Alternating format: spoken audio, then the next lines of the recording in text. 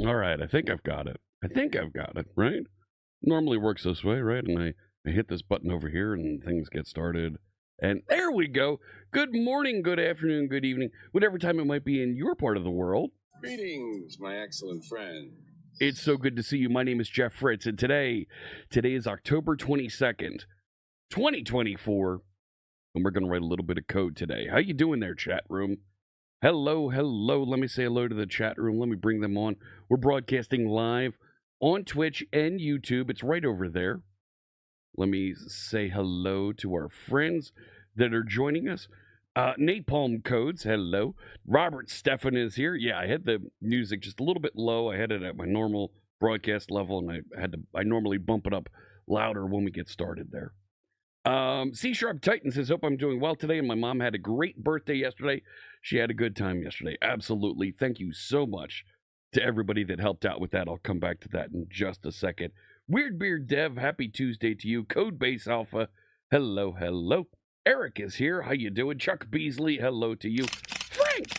Frank is here. I got the Doctor Strange hat on. Yes, indeed. That's right. Not sure, but it's a 70% accuracy. How's that work? So, let me see. A couple things that I wanted to set up real quick. Let me set up today's project in chat. And we'll say adding features to SharpSite, and I will share the link. There it is. There's the project, and I will pin that message. Yeah, there we go. So that is pinned to the top of chat, so folks can find the link to the information, the app that we're working on. You can also run project in chat, the project command, and it'll report that. If you're watching on YouTube, it doesn't have that link in the description. We can add it later, I think. That's good enough for now. If we need to send it along, we can paste it in the chat for our YouTube friends. Yes, my older daughter's birthday is today. She's turning 21, so she's out at Penn State. Hopefully she has a magnificent day today. We're going to see her not this coming weekend, but next weekend, and we'll celebrate and have some fun with her. So we've already sent some text messages. We've already posted some things. So we will have some good times with her celebrating 21. My God, my daughter's 21 years old. We'll be celebrating that coming up soon. So yesterday was my mother's birthday, and my mom likes to drop into chat every now and again. And yesterday, of course, she dropped in. And I saw that she was there. I stopped everything and encouraged folks to wish her a happy birthday. Let me tell you how Miffin, thank you. Mithin01 just resubscribed for 37 months. Happy birthday to your daughter. Is it come on, it's not Mitten. It's Miffin, right? I've been saying this for more than 3 years now, right? It's Stream Elements wasn't right there, were they? Hey Eddie, good to see you. So I playfully nudged everybody in chat to wish my mother a happy birthday yesterday. And can I tell you how much she loved seeing everybody wishing her a happy birthday yesterday? I mean, just a little thing, and she literally took screenshots of everybody saying happy birthday to her so she could print them out. Thank you so much. That was very kind. That's it made her day to see that folks that hang out in the chat here and watch her son were happy to wish her a happy birthday. So thank you everybody for helping out with that. Let me get some music playing in the background today. I'm going to start with the Stream Beats EDM playlist today. Let me scroll down a little bit. Let's see where we start. This is a great one to start with. This is called Everyday Hero. This is music that's DMCA free. It's royalty free. Use it wherever you'd like. Check it out at streambeats.com. They've got all kinds of genres available. I like to have some of the groovy EDM or synthwave playlists just playing in the background here. But there's all kinds of stuff. There's rock, there's R&B, there's even holiday music. Big thanks to Harris Heller and his team of creators for making this music that we can listen to today. Can I give you a link to the music? Absolutely. Streambeats.com. I use their Spotify playlist. So make sure you don't. There is a streambeats.org. Yeah, they keep saying, oh, there's a new site coming soon. You can click through to the Spotify link and it'll show you the list of all the playlists that they have available. So it seems like he's constantly redoing that website, but whatever. Hey, Reg9K, good to see you. The small things have the biggest impact, absolutely. So thank you, Mythin. We've been working on this project. This feels like a topic that comes up every now and again, and gosh, 6-7 years ago we started on this idea of, hey, let's build a little CMS and learn about it. But there were things that came up that made it that took it in an architecture direction that got very confusing right away, and too advanced in architecture concept that was not conducive for a learning experience. And quite frankly, folks lost interest quickly with how that architecture had advanced.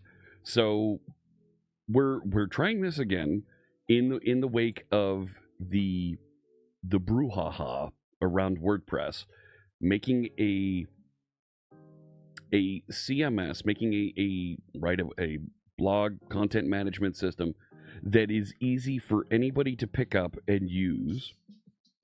Oh my! Right, and also easy for folks to extend, whether it's with HTML, CSS, Razor templates, or some custom C# code that folks want to drop in there.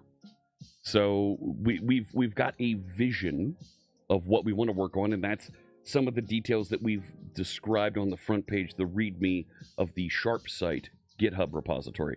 I have the domain name, and the GitHub is set up out there. We're in great shape to get folks helping out, assisting, and growing what this thing could be. And we'll see where it goes. We'll see how much fun we have, and how this grows. I'm going to be. I need to record a first video, and I have time blocked later today. I'm going to record a first video to describe the project and show our first steps and what our vision is and describe that. And my intent is to have weekly 5 to 10 minute videos that describe our progress and talk about what we're going to work on in the week ahead. Because if there's something that I've learned in building and working on projects here on stream with some of you out there, it's how do I keep you up to date? How do I catch you up with what happened? Tell the story of how this thing evolved without having you watch how many 4-hour sessions of Fritz writing code. Let's summarize and put together these weekly 5-minute videos that describe, here's what we've done. And that's one of the things that I'm going to do today when we get done stream. I've got some other videos to record. You see, I cleaned up a little bit here. And we'll have some fun trying to get folks on board from a coding perspective right now, but eventually from a user perspective. We're not at a usable state yet. We're just about to get into minimum viable here, and then we'll talk about doing some other things.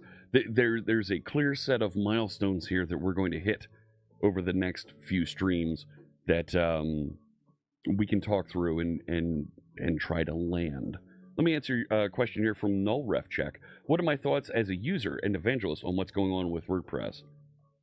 The leadership at Automatic has made some tragically bad decisions.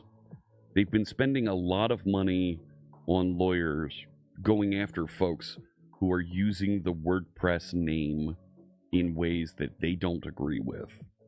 They're going after folks in a way to try to get to recoup monetary damages, to get paid for the work that their organization is doing to build and manage WordPress. And because of the licensing, nobody owes them money for that. Thank you for the follow. So the challenge here is you've built something that everybody uses, but they feel that they're not being paid, contributed to enough to make that thing work. That's the catch with open source. So, hey, C# Josh, thank you for the resub. Sharp Josh just resubscribed for 57 months. Welcome in Wise Otter with the dance there, and C# Josh, thank you so much for the resub. So the problem that has happened because of this jealousy that somebody else is getting paid more to host and deliver WordPress services than the folks who actually write it. The problem that has kind of spiraled from there is that they started going after other folks who weren't contributing their fair share. And then they started cutting off contributors to the project. And then they are trying to get back at the other company by delisting, cutting them off from their plugins that are managed in the plugin repository, taking over them and rerouting them to their own versions of it. So, too many lawyers are involved. They've made some legal mistakes because of the number of lawyers that are involved, which has led to them creating bad feelings, and they've broken the trust of their community. And now, over the weekend, they told their employees, if you don't like our decisions, you can just quit. All of this you can find. There are various tech blogs that have been covering this epic meltdown that's happening with the folks at Automatic. Look, I'm a big fan of WordPress. I've loved using it for years and years and years. My blog runs on it. I don't think they're making the wisest decisions to help support and manage an open source community where folks are contributing, volunteering their own time. I think they've made some mistakes in how they license and resell the product. So you better believe if I build something that other folks can host and turn into a large cloud-based service, I'm going to put some sort of licensing terms in there that says, hey, if you grow to X amount of dollars hosting and delivering using my product, we think it's fair that you share a 10% fee, 10% royalty fee back, or whatever it might be. Figure out that legal bit to put into that. It's still open source. You can have the source and you can use it. But hey, if you are hosting and using this product and you reach X amount of revenue, be nice if you help the creators of this. Isn't it something like what ES went through? ES. Help me out with the ES. Robert, I'm missing on the acronym there. My apologies. What's the abbreviation? ES.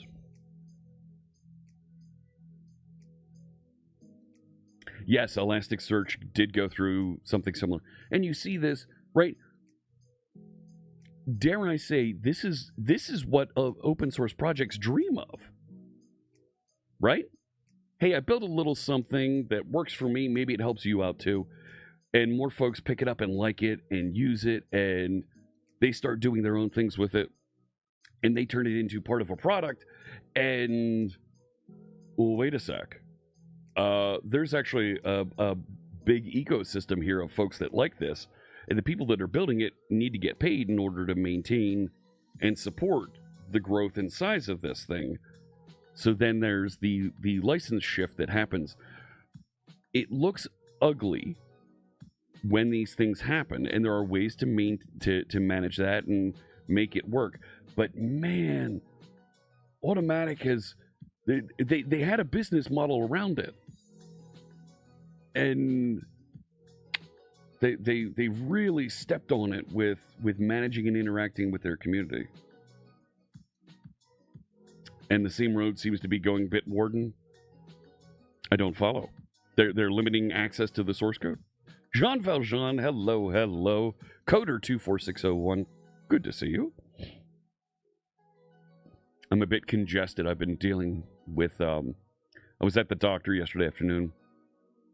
Got some meds to help clear me up here. We're on the up and up here, so. I posted a message yesterday on Twitch. Let me come back to that in a minute.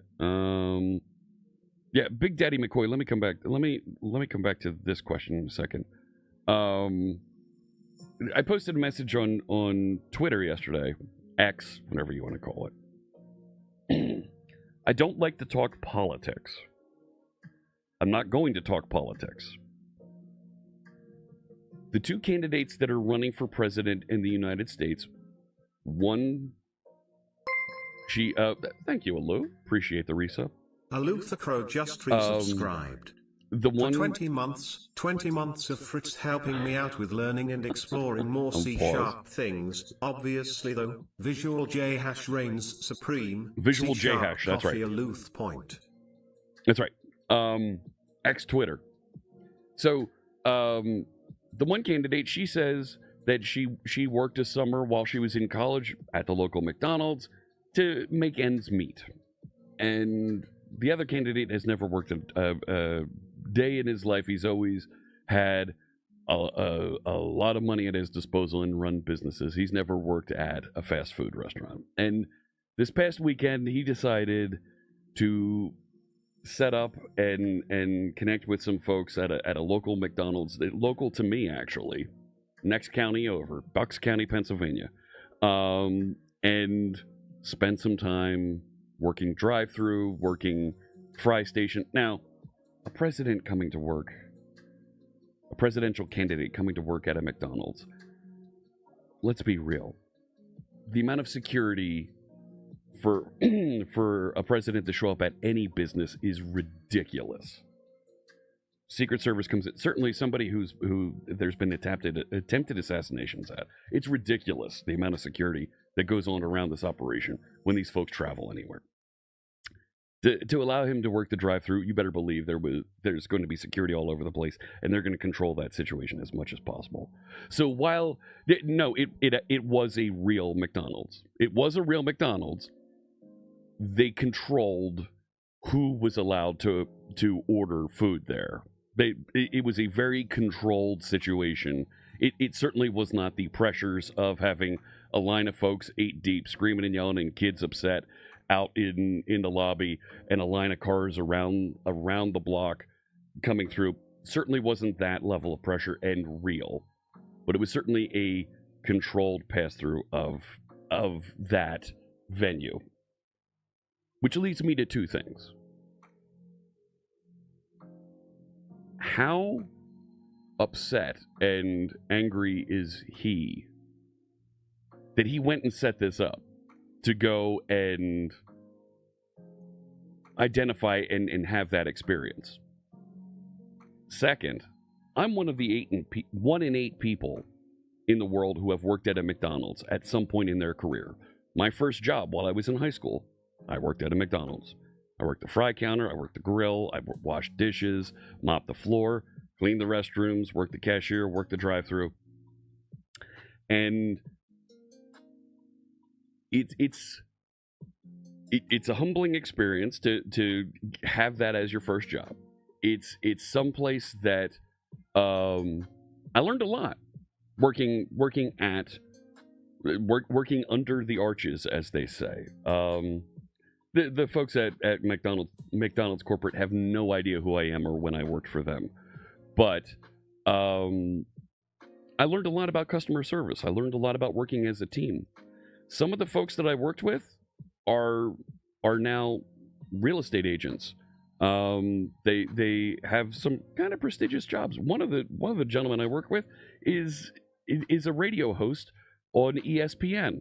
So there's our group of folks that another fella is kind of a famous comedian. So our group of folks that worked at McDonald's, we learned a lot. We grew. We took that somewhere, and it was humble beginnings. There's nothing wrong with that, but it's definitely a nice foundation. The fact that both of the presidential candidates in the United States are touting and tinkering with that, and that's great. No shame, no issue with that whatsoever. It's a fine place to get started. There's always jobs to be had at a McDonald's, and the fact that that they're highlighting that it's not a bad job getting to help people and interact there, that's terrific. So as a former employee, and I'm talking, I worked in the 1990s, like 1993, 1994. Literally 30 years ago, I worked at a McDonald's. That's fine. That's good for them. So, I think they did give away the food. Yes. It was a stunt. Totally agree. But they got a little bit of that experience, and that's okay. I don't think there was anything fraudulent about it. You've got to control a situation where a world leader walks into a business. Period. So, how you doing there, Carl? Felt strange because McDonald's wouldn't hire you back in the day, but McDonald's corporate sends you job requests. Oh, fun. You worked for Outback Steakhouse. Service industry helped you out a lot. Yeah, right. Working at a restaurant, McDonald's happens to have that 1 in 8 number out there. But working at a restaurant definitely sets a tone and sets a direction for folks. What are we building today? So we're going to be adding some administrative features to our websites, to the website framework, and continue to build out from there. Maybe we'll get to authentication and authorization today. CL asks, what was the minimum wage when I worked there? $4.25. $4.25. It had just raised up to $4.25 when I started there.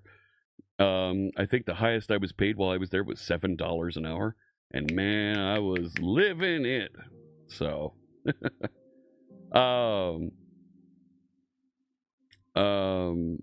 dude, where's your fries and Coke, right?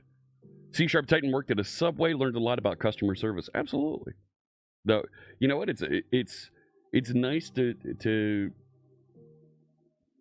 it's an easy and nice place for folks to start, young folks to start in learning how to work with customers. For 69 months. Johan with 69 months. Nice. Thank you so much. Welcome in. CL's first work was as a waiter at 16. Learned a lot about life. There you go. So, how you doing there, lanky Scottish nerd with the big wave? Yep, the Halloween emotes are on. Alou the Crow had 8 years of, oh my goodness, AA and therapy helped you out a lot. Assertive communication and finding your voice was really the struggle. Congratulations to you working through that, Alou. That is not easy to do. Yeah, happy for you that you're able to work through that. So, ad break is going to start in about 30 seconds here. Before I dive over into the code for today, of course, I have the project command set up today. You'll see it pinned, the project pinned to the top of chat, so you can click through if you'd like to get to the repository where we're doing work. We're talking about the features that we're building. I'm trying to kill a little bit of time here before we dive into the code. I will head over and we'll talk about the features that are kind of goals that we want to build. They're right over there. Let me hide the keyboard cam real quick here. So, right, we're going to get into authentication and authorization. We're going to get into user management is coming as part of that. Theming is a little bit further down. We're just about done an initial block of content creation. Content versioning is definitely a thing to come. I started working on sitemap generation yesterday. We have an initial single database that we're supporting, but we've built it in a way that we can swap that out later. the Jeff is working on is blank on Twitch for now. What? I said it.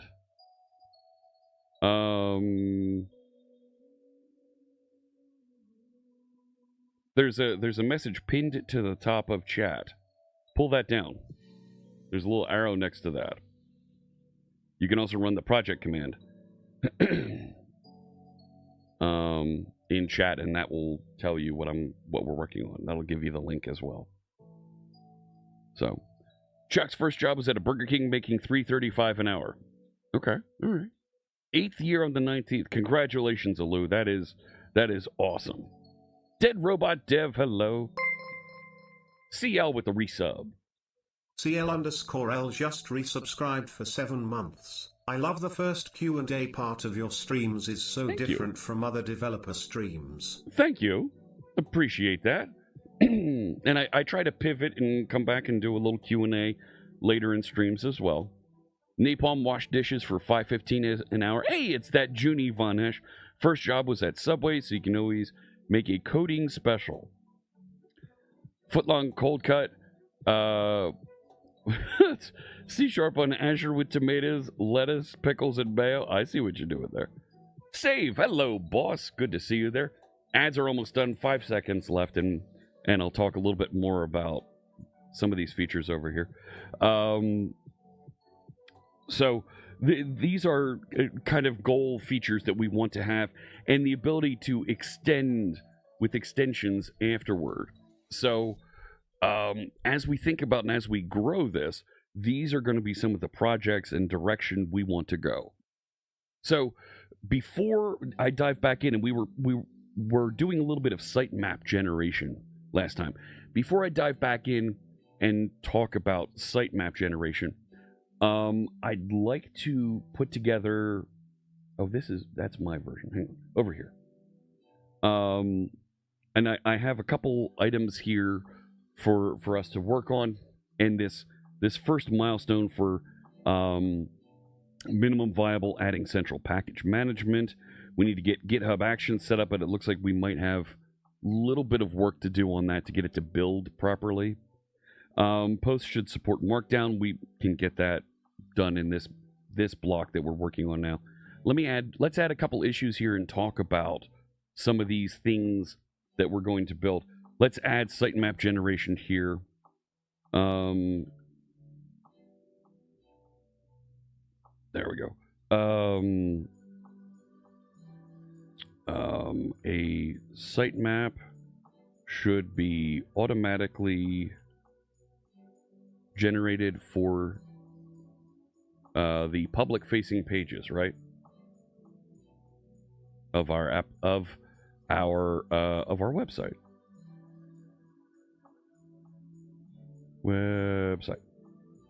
Site. There we go. And I'll put that on the milestone. That's 0.1 minimum viable, so that's on the list to be done. I'm not going to put. We should do RSS generation. RSS generation. Generate RSS feeds for the list of posts on the site. Let's call this initial RSS generation, because there's a lot more to this as we start to allow customization of the application. And I'm going to put that as 0.1 as well. No. Let's look at that for a second pass here. Will sitemap support hierarchy? Not initially, but ice cream stick model, what do you have in mind? Let's talk about it. This is the Q&A discussion that I want to talk through and learn a little bit about. Sitemap generation has been fun. It can be fun, yes. We're going to try and make this really easy to do. Do I use Git, Lens, and VS Code? Yes, I do. Is it good? It's all right. Do I prefer the command line? I absolutely prefer the command line. Yes. It knows this hat. We just had it. The problem is, right, it's a flat brim, and I've got Stephen Strange underneath, so it sometimes pops up and hides the logo there. Yeah, it's here. I'll zoom back in there. There you go. So it's Dr. Stephen Strange there under the brim. I've got a couple hats that have images under the brim here. So there you go. I don't like how it's a flat brim there. It feels weird to me, you know? So, yeah, there you go. What app do I recommend for RSS feed reading? I don't know these days. There's definitely folks have some hidden favorites out there. So I've seen there's an RSS feed reader that'll run in a Docker container for folks. I've seen folks use that and they really enjoy that because you can kind of keep it locked up and personal. Run it out on a server somewhere. Developers. Gorilla Glue Stew. Gorilla Glue Stew? Hey, welcome. Thanks for joining us.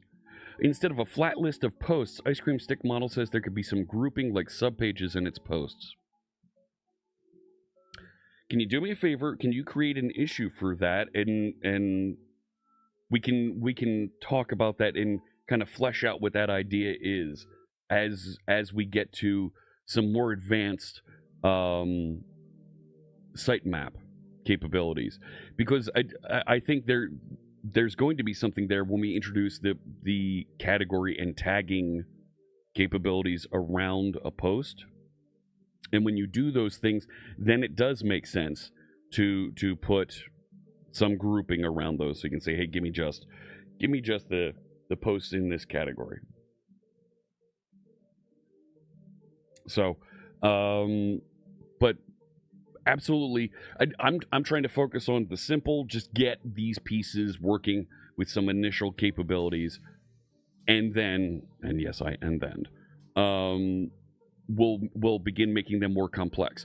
Once there's an initial foundation, then I think it'll be very interesting to be able to have folks from our viewer community jump in and be able to submit pull requests and help out and add those other features that you might have a clearer vision on than I. No end then. Eddie heard RSS and was thinking to start a project for publishing DJ sets to podcast services. Interesting. Blazor with Azure Blob Storage. Keep it simple. Totally. Yeah.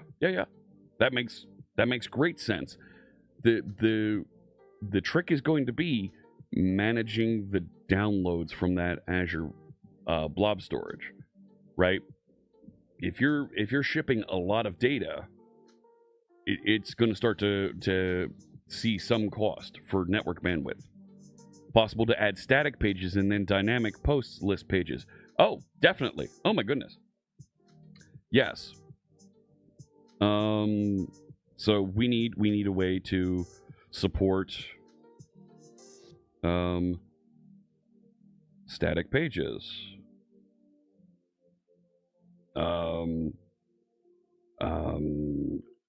Users should be able to create static pages like the typical about me, contact us. Yeah. I'm not going to put a milestone on that yet. We'll figure that out and build that out. But you're right, Ice Cream Stick Model. Yeah, that kind of thing. Can I create a new milestone from here? No. I'm going to have to create a milestone and then add it. Maybe we should do that as... hang on. Milestone? No. Milestone? It's hiding back behind there. I can't create new milestones? Milestones. Let's do static pages. Let's do that next. Let's call this additional content. I'm not going to put a due date, but create that. Nope, I want to be in issues. So let's take this and assign that to milestone 2. Sitemap generation, let's put this in milestone. Yep. Okay. I don't want to do categories and tagging just yet, but RSS sitemap. We need to do, let's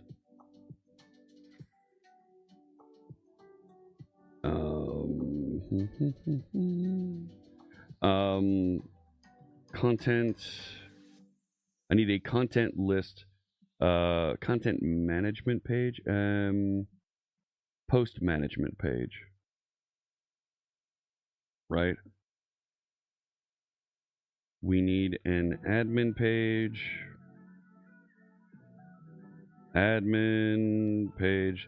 that lets us see the list of posts and manage them.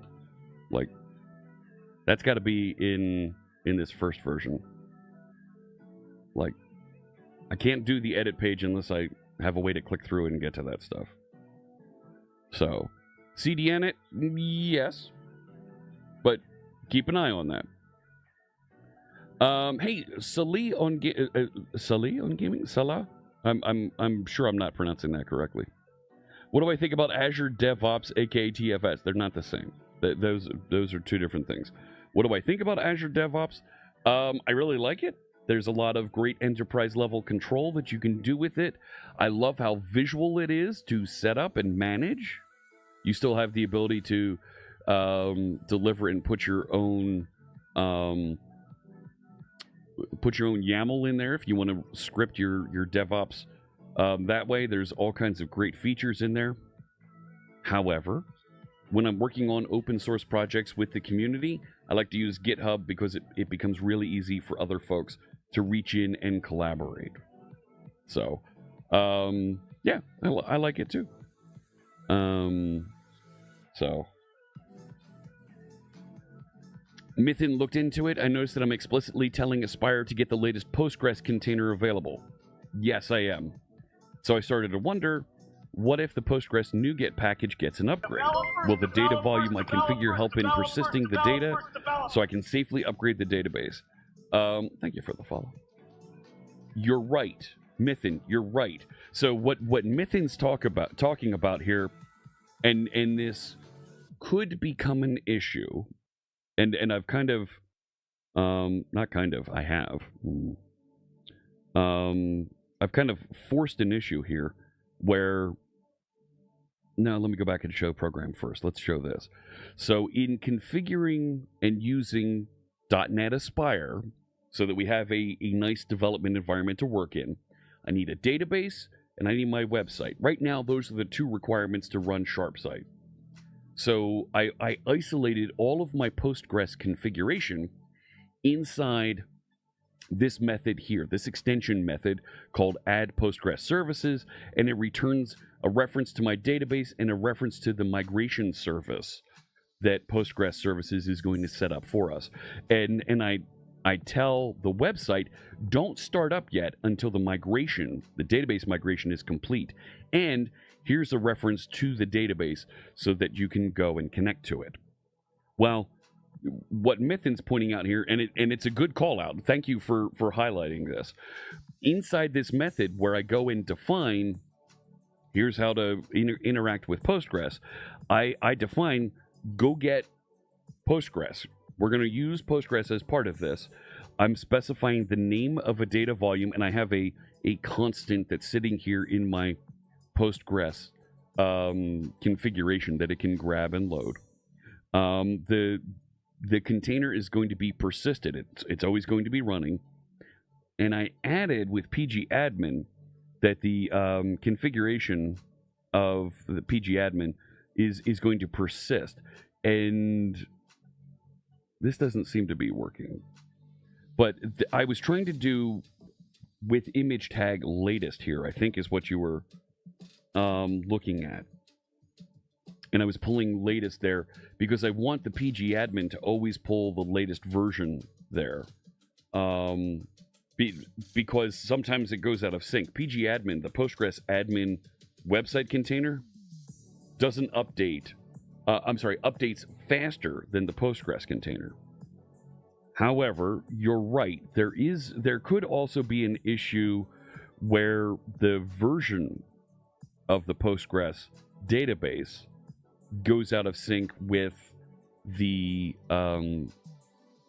libraries, right? That volume that's written to disk here that it's persisting data with could go out of sync if they change version. We had this issue going from 16 to 17. You're right. And actually, I'm running into this issue with Aspirify. We may want to pin that version. Let's create that as an issue. I'm not going to address it right now because it's not an issue yet. But consider pinning the version of the Postgres containers in the .NET Aspire configuration. It might be a good practice to explicitly declare the version of Postgres that we're working with so that all libraries and data written to disk is compatible.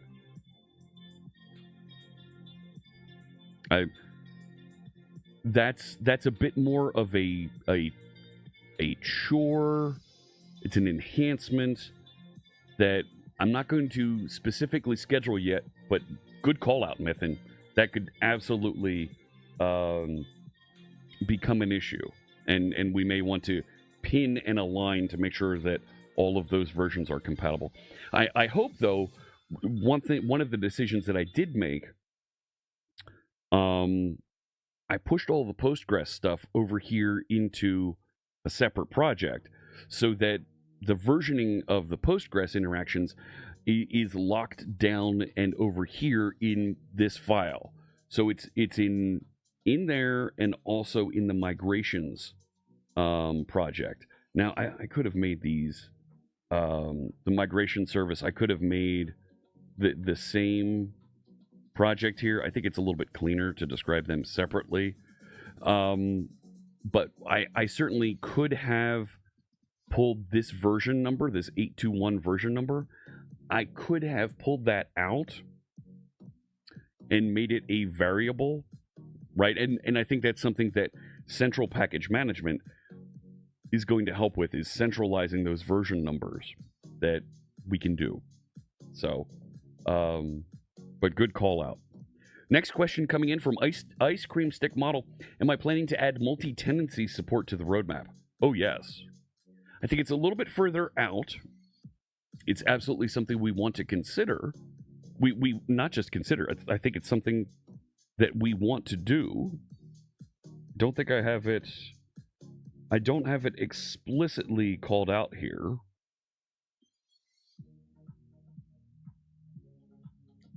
But yeah, let's add that. Multi-tenancy support. Yeah. Sure, let's put that in there. I think absolutely. Let's get on the other side of getting an initial site working. We don't have too many data points here, but as we start to develop and add those additional features, it's going to become clear where we're going to need to add in the multi-tenant capabilities and filters. You think it came up with the initial idea? Yeah. Hey, Land of the Elite, hello. Good morning, good afternoon, good evening, Blazor, Mr. Magoo. Good to see you. You looked into this from a Kubernetes perspective, says Mythin, brought up with a nice and solid upgrade mechanism. Essentially, backup data, dump data, upgrade container, import data. I think that's an issue. I think that's not so much. for where we are right now. I think that's a local developer workstation issue. You're right, that needs to be figured out, that type of database migration assistant. I think that's much further out in maintenance capabilities here. Postgres migration assistant. We will need a way to support upgrades from one version of Postgres to another for end users of the website framework. No, website. There we go. Framework. This should be a maintenance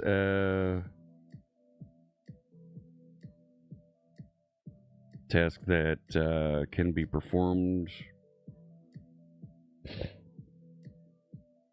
offline. Something like that. Definitely an enhancement. And I'd love to see more discussion around this, because it's an important thing to keep in our mind. It's a little bit further out, but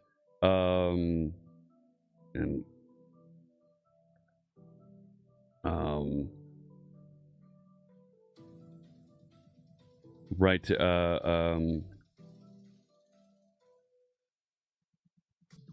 should process the data something like,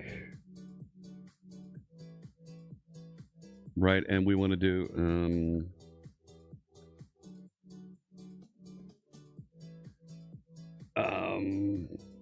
backup data, dump data, upgrade database,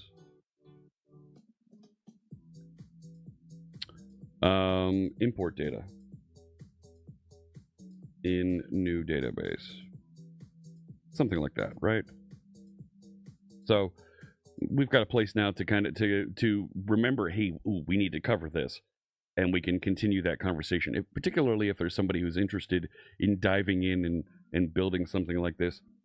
As we get a little bit further along and we have a solid foundation of here's what it looks like, this will become a lot clearer as to what we want to build. Ice Cream Stick Model says, with Microsoft SQL Server, you do not have version issues, only if you have made wrong queries. No, there was a version issue at one point. Currently, there are no migration issues moving from one version to another.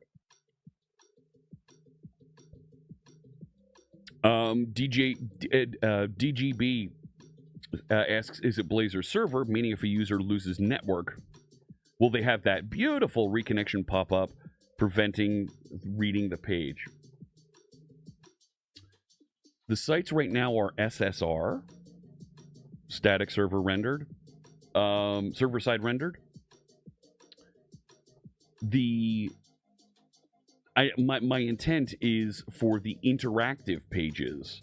Right now, they're server interactive.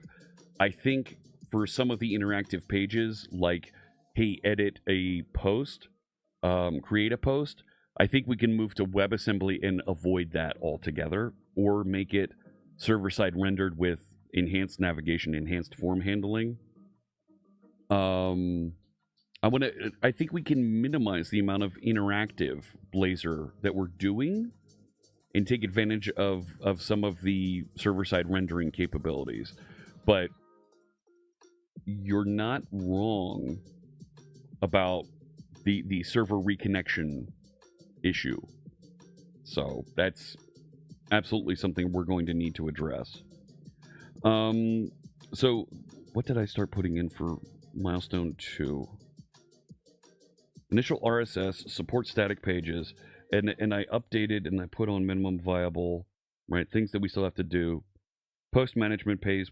We're working on Sitemap, central package management, edit page, and then GitHub Actions to build.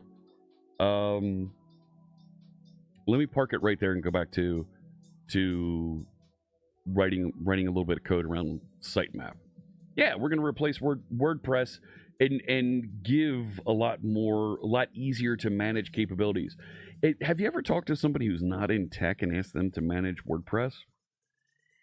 It is a large and confusing ecosystem. Very large and confusing ecosystem. So, got to start somewhere, and this is where we're starting and building and developing. Let me open VS Code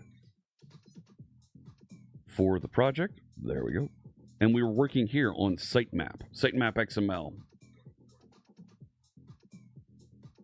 I'll turn back on the keyboard. There you go, so you can see the keyboard out there.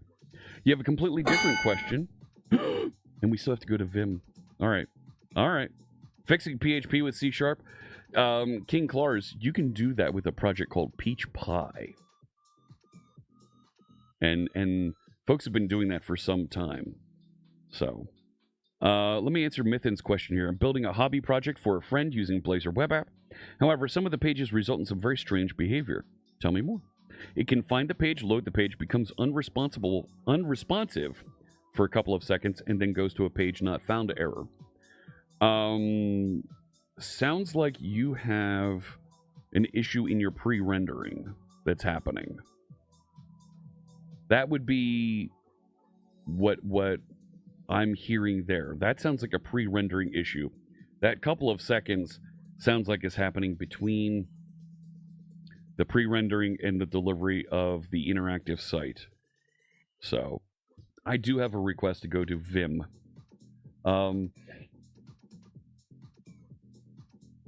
And I have a previous request from Chris Jones from 2 weeks ago to go to Vim, and I haven't just because I've been trying to get a little productive here at delivering some of the content.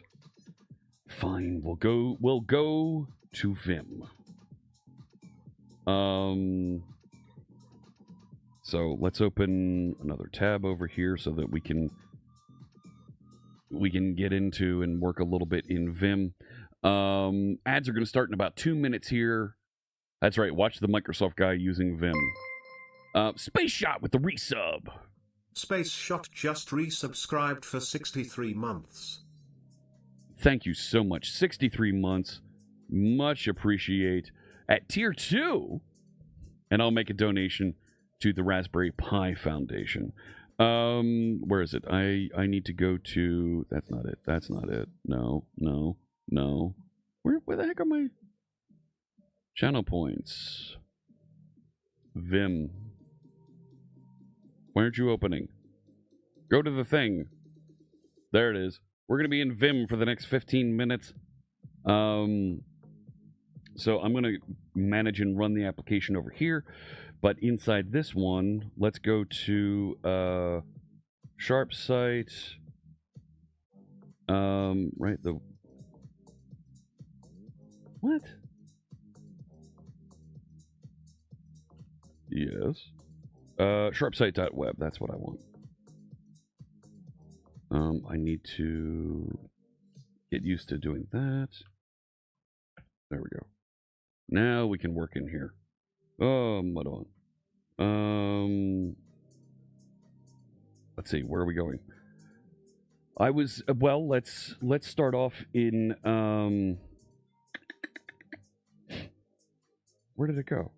Sitemap. And I should have all my Vim plugins here. Yes. There we go. So we added this map sitemap method here. And I will zoom. Make it a little bit easier for you to read that. Because I know some folks are reading on phones and whatnot.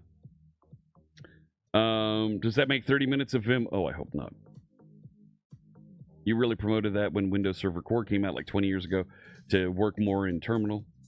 Didn't really catch. No, in today's cloud, it absolutely is vital. Should sitemap load from the database? For now, yes. And I think Sitemap can be aggressively output cached as well. Yeah, Codebase Alpha, right? It's definitely small. Yeah, it should get from the database and then aggressively output cache so that it doesn't get from the database ever again, right? So that if you come back and make requests on Sitemap, it doesn't hit the database, right? Output cache that for a good 12, 36 hours and let it take its time out there. Is Vim like Emacs? Oh, you did not go there. Yeah, I would set the sitemap to have a really long for Aspirify. I set the sitemap for like an 8-hour cache, output cache, so that if folks come back and request it, it's never coming back to the database. It just fetches it from Redis cache and outputs it. There's no interaction there. But then when and we're on ads for the next 30 seconds here. When there is a new article, it flushes the cache and rebuilds the sitemap.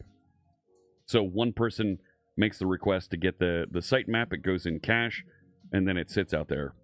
So, yeah, output caching is your friend. There's a lot of great stuff that output caching can help with. Okay. I forget how I did the syntax for this to get it to create an XML document. I did like I did like a string builder to write this out. And I'm looking at the tabbing here and I'm hating myself. There's nowhere that I can put the keyboard cam on this screen. Just too much. It's just not happening. Keeping an eye on things over here. Okay. That's fine. I've got 2 mice here that I'm bouncing back and forth. Out of curiosity, why Vim and not VS Code? It's a channel points redemption.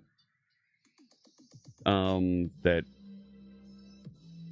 folks have requested here for me to go through and experience the pain of pain. I think so. I think that's right, pain. And actually, no, that should be tabbed over. What the heck is that? No.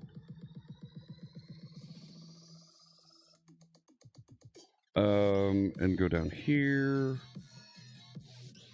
Right, and I can go to the beginning of... I forget how to go to the beginning of the line. It's... I'm in insert mode? I shouldn't be in insert mode. No! Yeah, that's what I wanted. All right, and bump that over. And I'm going to bump that over. And... oh, the irony. All right.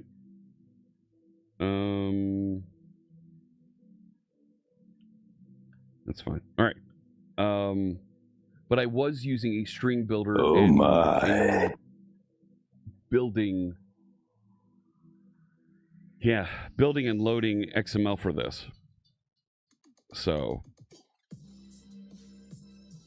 for Clip Talk, we created, yes, we did create a basic static website builder, and it worked out nice.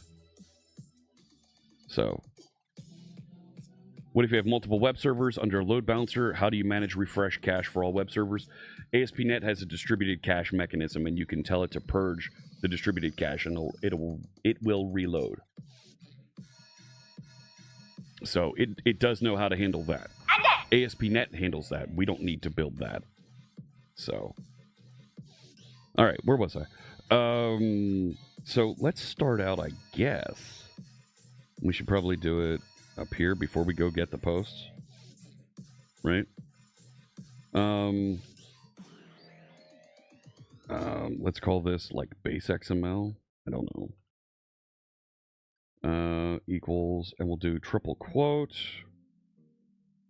because we're gonna do some XML raw literal here.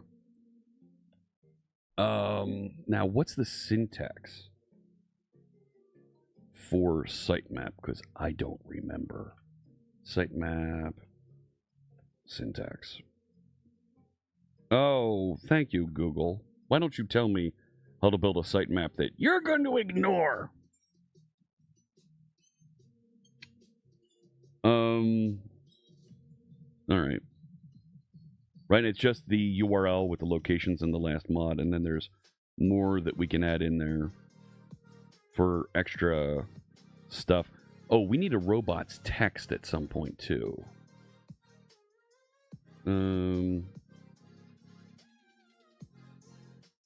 Robots text file support. We should deliver a base robots text file. And we'll put that on the... Take care of that next. Alright, so I have a basic syntax, right? Where'd it go? There. Grab that, John. Back over here. Right? And will it paste? No. No. Can I do Control-Shift-V? Yes. All right. So. Right. Just making this look better.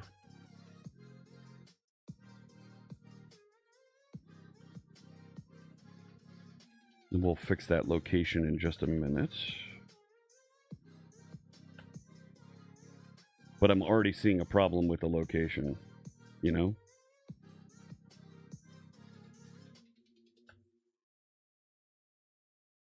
Because that that location should have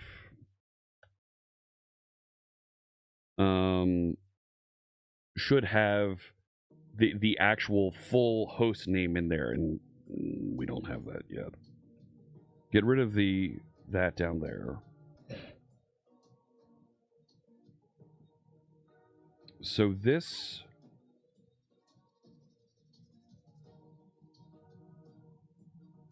hang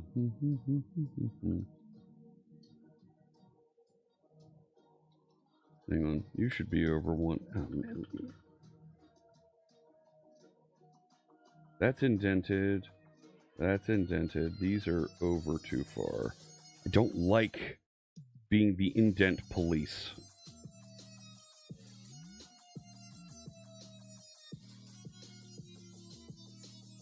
And, okay. Write that. Okay.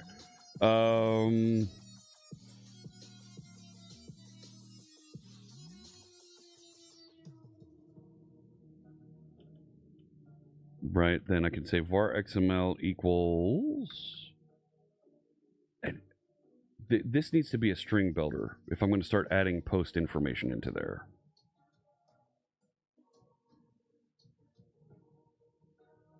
Equals new. No.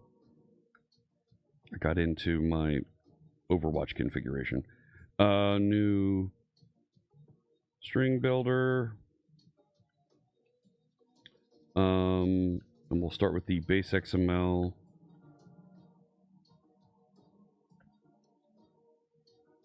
Right.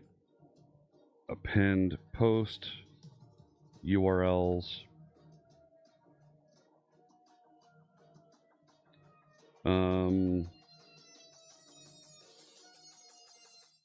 And then we're going to append. And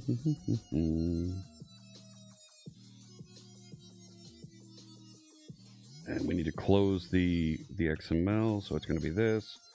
URL set.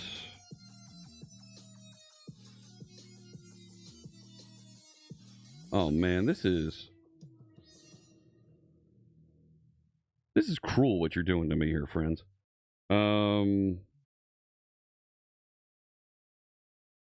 Say, look, I'm in that mode. Get rid of this. Then we're going to insert SB to string. Right. Okay. I need to figure out that last modification date, and I need to figure out how to get that URL for what's going to be the base.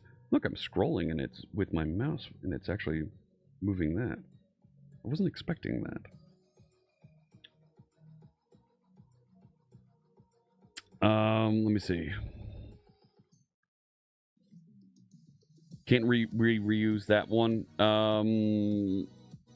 There's a lot more that I've learned and that I want to build, and that generated and wrote content to disk. That didn't, that wasn't like a full interactive website to run. Yep, new in ASP.NET Core 9. Well, distributed cache was available. There's upgrades of it. There's upgrades to it, and they call it now. There's a new feature called hybrid cache that we're going to get into in a bit. So, yeah, there's modes in Vim, and it can get confusing if you're not keeping track of it.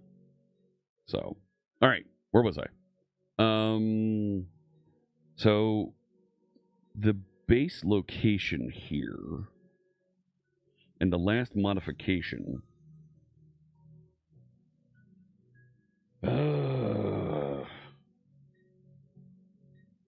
So it's the root of the website.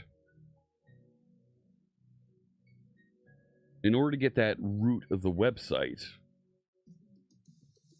I feel like it's on context or it's on the host environment. Let's head back over here.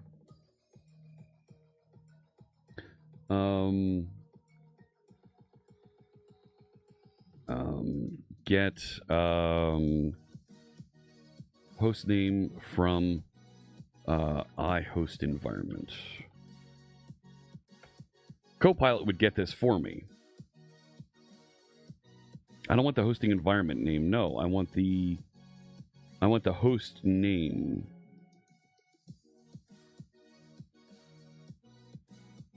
No. Get the host name. Why isn't it getting me the host name? Get host name.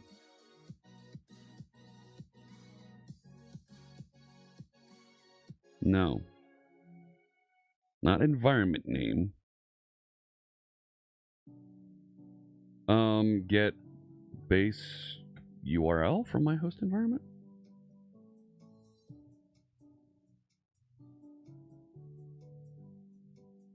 I don't want the root path. Could I do media type names, text, XML? Yes. It is Vim. I'm on a channel points redemption here. And I'm actually going to run it again because I owe it to Chris Jones from 2 weeks ago.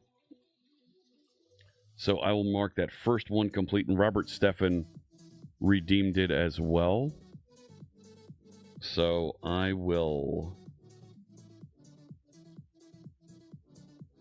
turn that on and off here. There we go. For another 15 minutes. Umbraco has switched to use the new hybrid cache. Looking forward to see how that works after .NET Conf. There you go. Red King daily drives Linux and works in C#. I use a well-configured NeoVim. Is a joy to work in. Red King _ has just resubscribed. Thank you for the 2 resub. months. Vim for the win. Click Copilot, see if it has the answer. You might be onto something.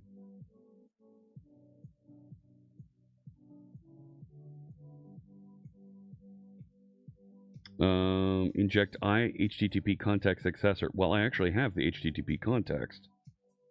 Request scheme, request host value. Okay.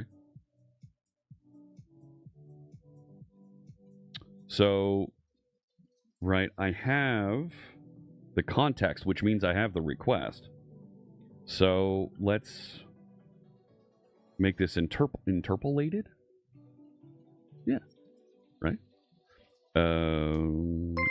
So I'll insert $1 there. A final stack with 40 Final months. Stack just resubscribed for 40 months. Thank you so much. And Copilot for Vim. I'm not running NeoVim. I'm running just Vim. And, oh dear Lord, the configuration to do that. I'm not going to I'm not going to dump out for that for right now. That's a lot. I'm working here. Let's see. What?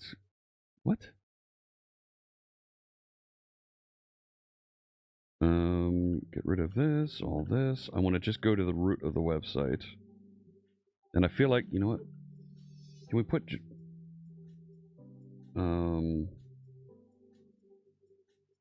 let's just capture that up front. Context, request,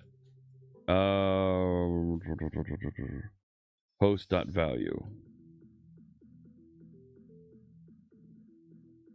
So then I can go down here, and the base address for this, right? I can do just host, right? Now, what should I put for the last modification? So, DGB. Jeeb just resubscribed Or for is it 7 Jeeb? months. Let me know. I want to make sure I pronounce your screen name correctly. What do you do for sitemaps in Blazor? Change frequency. Yeah, there's also change frequency entries to put in there. You're doing a lot of XML. Yeah, you're doing a lot of XML modification back and forth in there. I don't want to create an XML document. Just do the text, jam it in there. But I appreciate what you're doing. No doubt. A quick and easy way. Are you kidding? Quick and easy and Vim are not the same thing.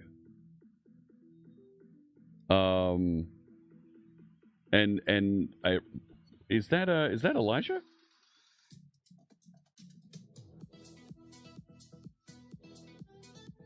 Elijah Manor, yeah. I haven't heard from Elijah Manor in a long time. What's he up to?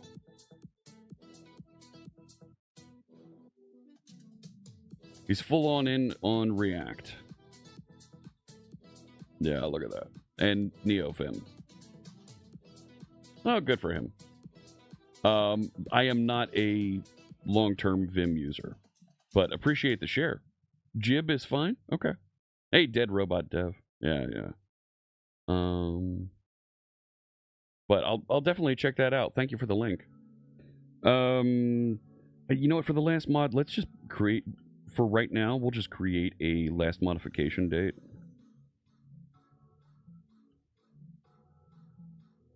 And we'll just do date time, now, date. Right, we know we need to do it in year, month, day format. All right. Right, get rid of all this. Right, and we'll just insert in here. Last mod, date, to string.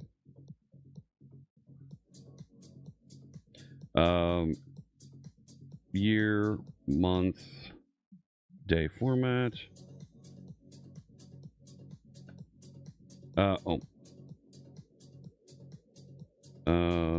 Over here, and we need to do a closing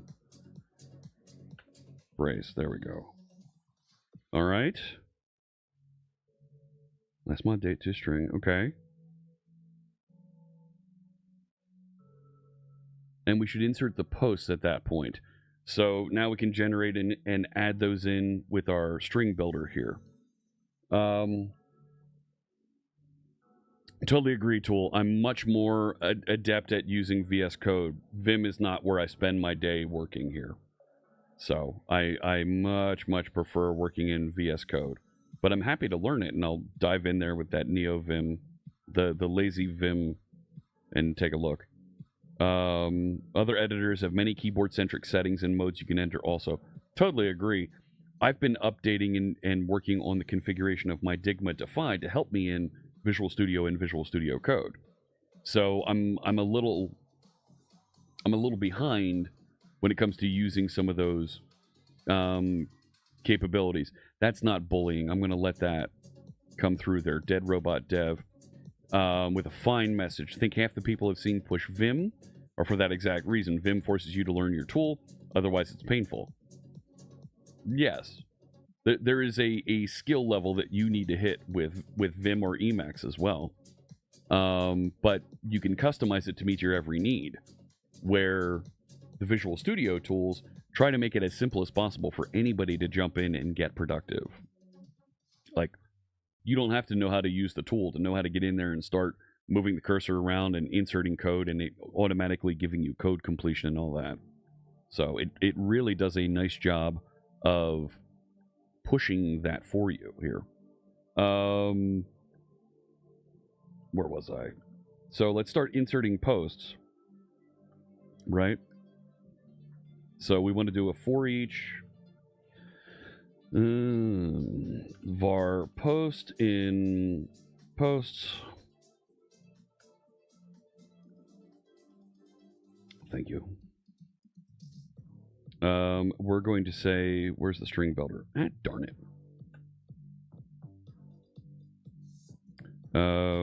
Grab this. We're going to put it in there. Create some space. Because I like having space in between these things. Close. Right. Close that. That's very good. And in here, we'll do SB. I could do append format, but I think it's just easier to do the string interpolation. No. So let's do it like this, which feels even weirder to do. Whatever. Yeah. So we're going to put in, not Earl.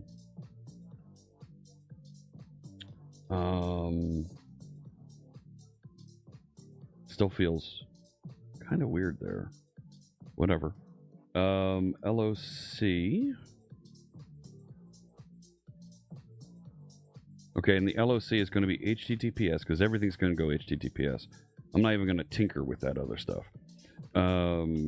And we'll interpret and put in host slash. Now, what did I do for the locations? I started putting locations at different places with the page view. I think it was, oh, here we go. I wrote a method to get the URL for this, right? So I have this already. And it's in, go up one, sharp site. Did I call it abstractions? And I think it's in the post. What did I call it down here? Not get slug. To URL. And it has the / on it automatically there for me. Right? So let's just use that. Right?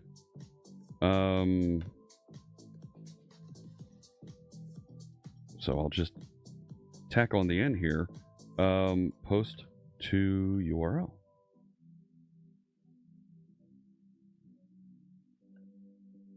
Too many things there. Do that, and then append, and we need to do a end location. No, not vertical pipe. LOC, and that. Okay. And now, last mod, I'm going to make the publish date. Makes sense, right? Now, there might be a republish where folks will want to update and put something different in there. Let's take that as an issue to address later. Update last mod for in Sitemap when there's an update to a post. Don't know when we're going to do that, but put it out there. Hey, Sally the Goose. You're working on an app with a .NET backend and a React with Vite front end. They are fully separate and run on 2 separate origins. Ooh. How about I deal with authentication if I want Google's OAuth? Is BFF recommended? You're absolutely going to run into CORS issues. You're going to need to set up CORS so that it allows the other location to post over there. I do have a published timestamp, yes. So let's put that in here. Right, so I can do post dot right published date. PowerShell Freak. Freak just resubscribed for 58 months.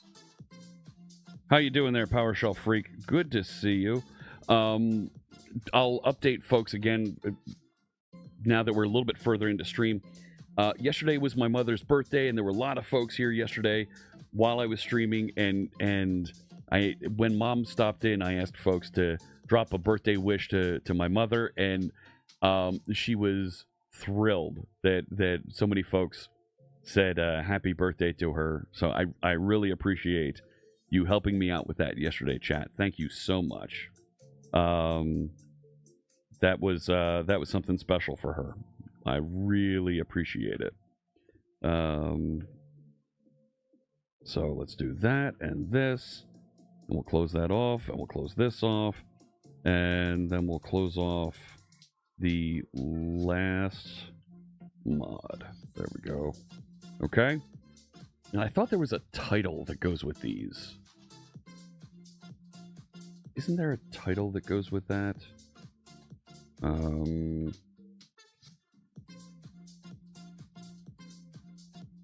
Right, not just a last mod. Oh, no, it's the Sitemap. Sitemap doesn't have a last mod, a title. There isn't like an update frequency. Title, I'm thinking, is RSS. So I can start closing this with some of that and this. And then we will just triple quote, close the paren, and semicolon. Now, I think this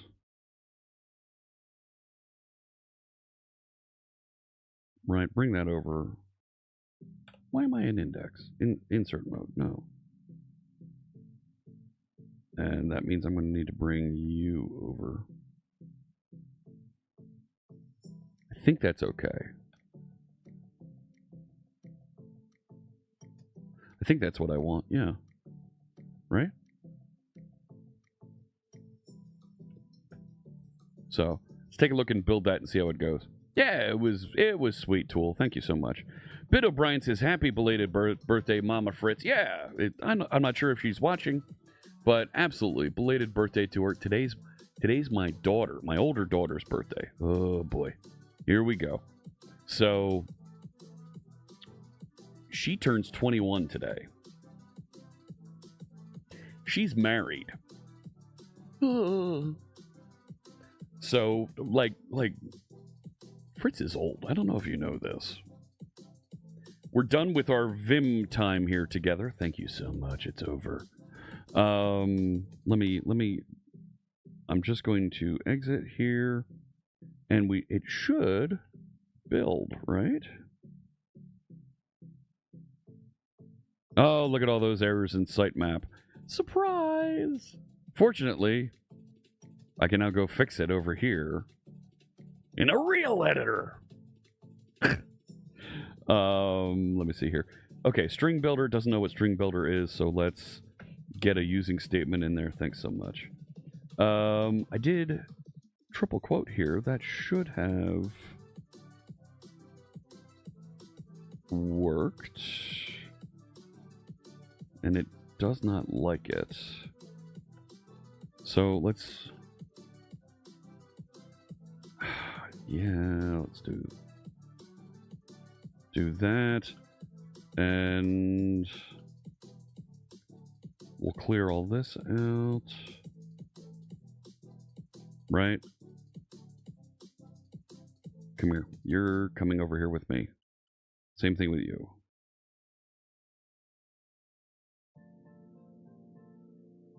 And I'll bring this over and...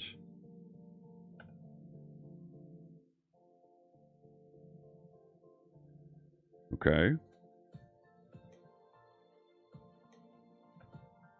So now I can do... Thank you.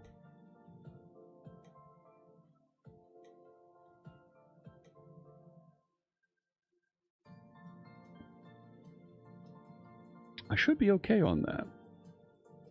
Why 3 quotes?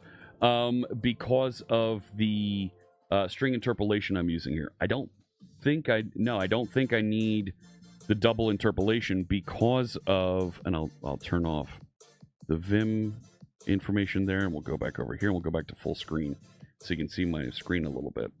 So this is a raw string literal, and it's designed for being able to key in XML like this.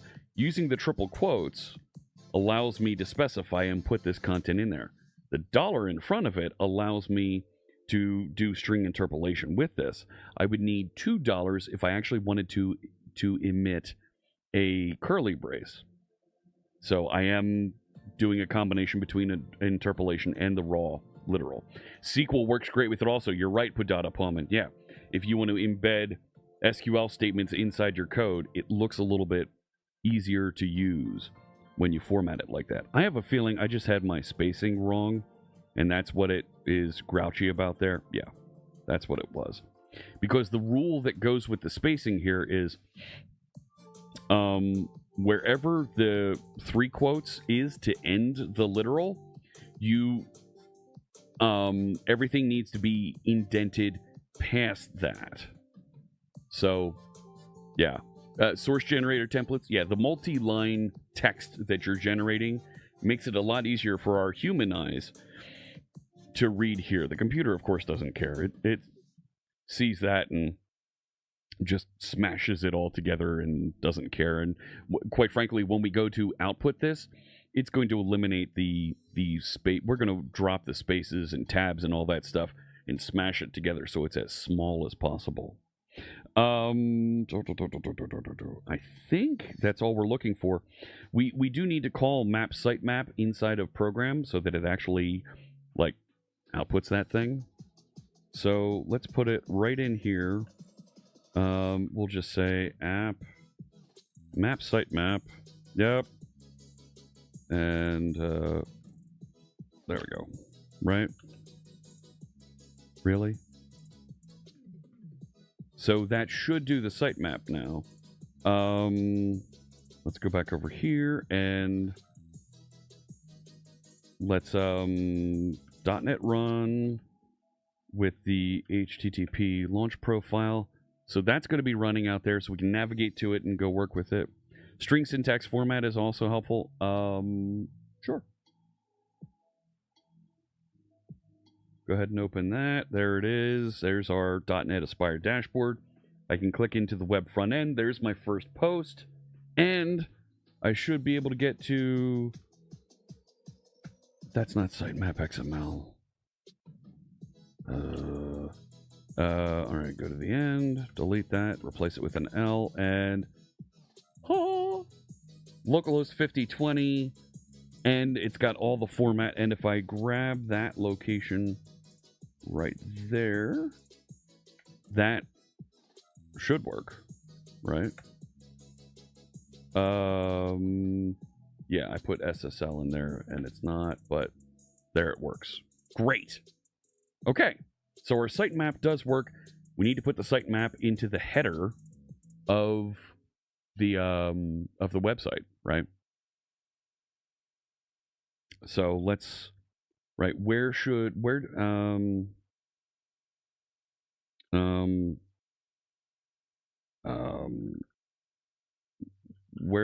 we report the sitemap in our HTML? Let's get that syntax and we'll drop it in there. Thank you. Fine, I'll just copy that. And I'll go to I don't think it's in the layout. No. App Razor. Yeah. And we're going to We're going to need to figure out and get some more junk in here. No. Get rid of that. Okay, so sitemap.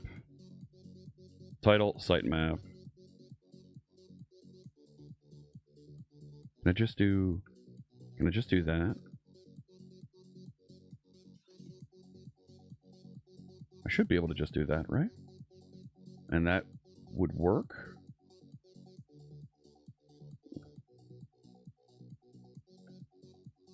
Let's take a quick look.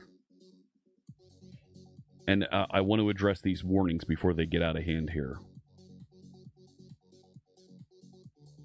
Know what I'm saying?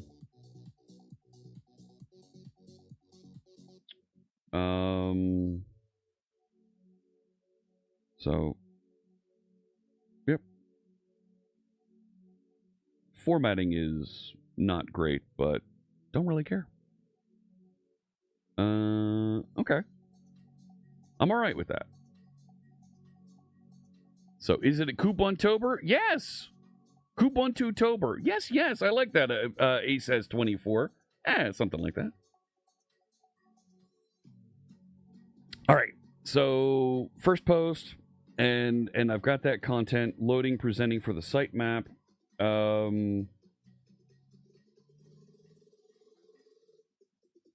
I thought I'd finished that.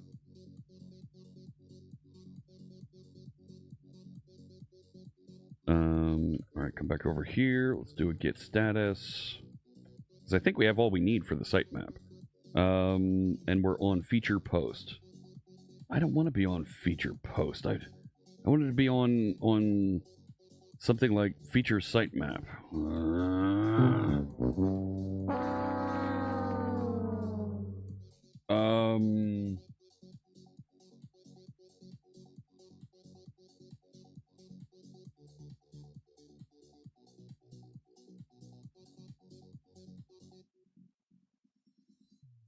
Fine. What the heck is all that? No.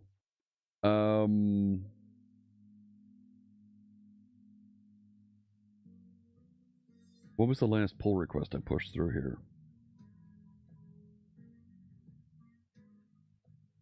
That was from feature post. That should be a deleted branch. Okay. Here we go. I didn't do this cleanup properly. So let's see if we can fix this. Okay. Well, I'm not too far out.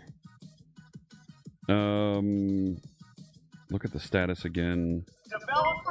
So let's get stash to start here. Is it Blix? Welcome. Let's get checkout main. Get pull the upstream main. Right? Get push that. Okay. Get branch. Let's get rid of feature post. Get checkout. And we'll call this feature. No. Okay, now we'll do get stash pop. There we go. Get commit. Added first sitemap. Right? Get push. There we go. And it set up my local branch to track the origin branch. All right. Over here. So we will create a new pull request. Come on now. Thank you. There it is. Fixes sitemap generation. I don't want a draft pull request. We're going to create a full pull request. And we'll push that through. Why not use Git from VS Code GUI? Because I like working at the command line better. I'm a command line fella. Just create the merge commit. because it was only one. So delete the branch, the issue's closed, and now we have sitemap capabilities. So go delete that branch that I just created. Right? Git pull upstream and git push. It's important to me that I show you that I'm going through this process, because if you're working locally on the project that you see, here's that git dance that you're doing. Pull the changes from the merged upstream, merge it locally, push it into your local copy, your GitHub managed copy of me. There is a sync button that'll do all that for you. And then work on a new, work on the next feature. You see, I have a split keyboard. This? You still use the normal one. How is it using a split keyboard? There are still things that I'm learning, because you'll see there's not a row of function keys at the top, and there aren't arrow keys down here.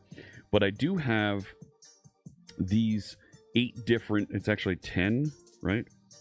Yeah, there are 10 different thumb actuator keys down here. So learning how to use your thumbs instead of just having that big dumb space bar. These are all intelligent, and I can program them to do different things. So I have different setups configured here, so that when I hold down this key, you see the colors of the keys change. And I have Control and Alt on these two, my S and F key here, and I purposely have them as different colors so that if I look, I can see, oh, this is the Control key, this is the Alt key. I have Undo wired up, Control Z wired up to my D key, but I still have Shift where my pinky expects it to be, where that muscle memory is way over here. I have the function keys set up on the lavender number keys up at the top, and then I have the arrow keys set up over here for my right hand where they rest. Home and end right there. I have page up and page down on these green thumb keys here, so I can page through things with my thumb very quickly. But I've got a bunch of coding markup keys over here under this green button. So I've got my angle brackets right here, I've got my parentheses right here, square brackets, left and right square brackets up here, and curly braces down here. So I have them all organized in a bunch of different characters that help me write code right there under where my fingers rest, so I can jump right into them. And this is the Digma Defy. You can find information about it in the About block just below, or you can run the keyboard command there in chat, and it'll tell you more about this. This is absolutely a premium keyboard. If you're serious about your keyboarding and you want to get something cooler this can be wireless. I do have it plugged in because I am working locally, but you can see my USB-C connections. These merge. There's a connector further up that these two connect into. But it does work Bluetooth wireless. It does have an RF connector if you want to go that way as well. And, of course, it has the feet, so you can raise it up if you want to type sideways like that. I don't. I like to keep it flat like this. Also makes it easier for you to see what I'm typing and how I'm using it. So there you go, Asus24. There's my pitch on the keyboard. There is a referral link down there if you're interested in learning more and you want to let the folks know that you came from my channel. All right. Where was I? So we have Sitemap now built in. Let's go back over to the issues. We'll go to the milestone, and we'll try and hammer out these last couple items on this. The GitHub Actions, maybe we just do a build, right? We don't do a full. We'll take a look at that in a bit. I'm not going to get wrapped up in that. Post should support Markdown. We'll come back to that. Central Package Management. Quite frankly, I haven't worked with Central Package Management. I'm going to have to spend some time learning that. But let's do this post management page that shows, as an admin, here's a list of the current posts and allow you to click to edit them. Let's do that first page here. Should be pretty easy to do. I can do that with either HTML or a quick grid. Quick grid might be more interesting. That's a Blazor component that allows us to define a table of content, and we can add sorting and filtering to it. Later we can turn that on. But for right now, just a simple quick grid might make this pretty easy to format and set up. So, hey, Mac Dubig Hale, hello. Tuesday's going well. Thank you for chiming in there. Hello, hello. Yeah, let's do the manage posts page. So let's get checkout, and we'll call this feature, right? Manage posts. Really? What was that? Manage posts. Thank you. Okay. I'm going to have to restart that anyway, so we'll just do that. So when I think manage posts, that's going to be an admin page. Just like create and I'm zoomed in a little bit far here, I know. Is that better? So I started I have a pages folder here. I feel like the edit page and this pages should be in an admin area, and they will eventually be in an admin area. So let's create a folder here to start and move some of these files around. So I'm just gonna move edit post up there, and I'm gonna add another file here, and let's call this post list.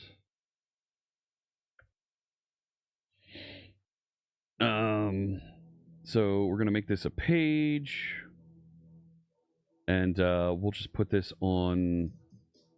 This is very much an admin feature, so maybe we start calling this admin posts, right? Which means that the edit post, right, where I have /post/slug, maybe this should be, I mean, let's add it now.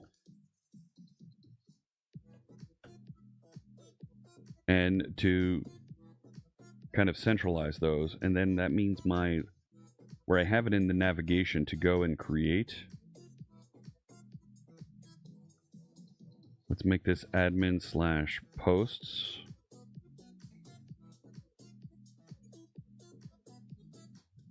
And let's call this posts admin. Is there anything else here? No, I think that's fine. All right. So just change that little bit of routing, and we'll update and put in from here what we want it to look like. So we're going to want to inject, and I don't want to do interactive server if I don't need to. Hey, Sir Timmy, how you doing there? Hello, hello. Sure, let's start with that. We're going to need some code here. Sure, that's fine to get started. I think we're okay with that coming in. Yep, go ahead, you can do that, Copilot. And I need to add the package. Shouldn't text be between the span tags? Ah, I was looking at that, right? I was looking at that, but it's not. The span is for this icon, right? And the actual text is between the navigation links here. Finally took the dive into Blazor this weekend. mkdev.net. What do you think? What do you think? Let us know. Why doesn't it like this? Oh, we need... Fine, that should be IEnumerable. Fine, change that to IEnumerable. which means this should also be nullable like that. Thank you. So then we can do the if null check, right? So close. If post is null, give me a loading indicator there. Not bad. I'll take that to start. I could do just the table. I don't want to do the table because I want to do... Stop it. Stop it. Visual Studio Code, I'm talking to you. People know me. Wait, let me explain something to you. You will listen. Hey, President Not Sure. Good morning. Still a bit early in mkdev.net. In your experience, mostly used Vue so far for front-end stuff, but so far you like it? Model binding for forms is still throwing you off a bit. It's the model binding for forms that you see in Blazor is very much in step with a lot of the other model binding you see in other .NET user interface frameworks. Very similar. Sir Timmy saw the required keyword a couple times now. What does that mean? The required keyword means that in order for this to be created, for this to work, a value must be submitted for that. Right? If I put required here, right, it's going to get upset and say, oh, wait a sec.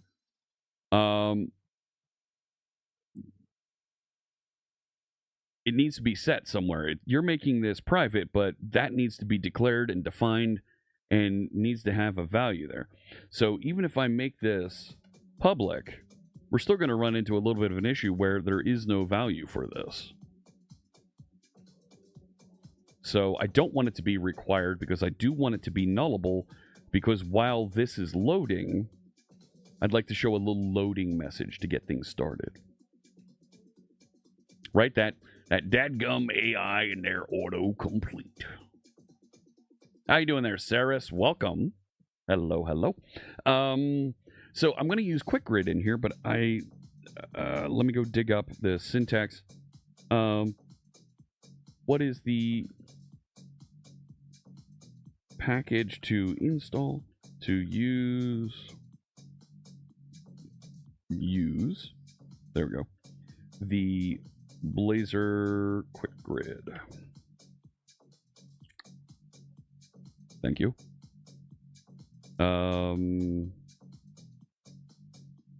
So I'll grab... No, I don't want the whole thing. I just want that. And so I'll go over to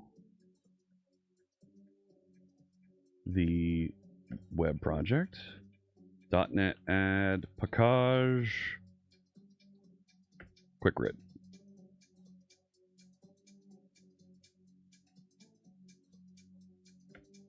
All right. So now, hold on. Let's see if this works. Use a QuickGrid to format the list of posts with each post's title being a link to the edit post page for that post. You think Copilot's going to be able to get this? Developers. Love it. Thank you so much for the new follow. Kindrak, welcome in. You're curious how well Tailwind works with it compared to Vue? Tailwind works great with it, yes. Hey, Calamity Badger, hello. Let's add that in. Title, publish date, I don't need the slug. And it just didn't finish. There we go. So now it should have all of that, and I think there's a using statement, yeah, that we need, and that should take care of... What do we got here?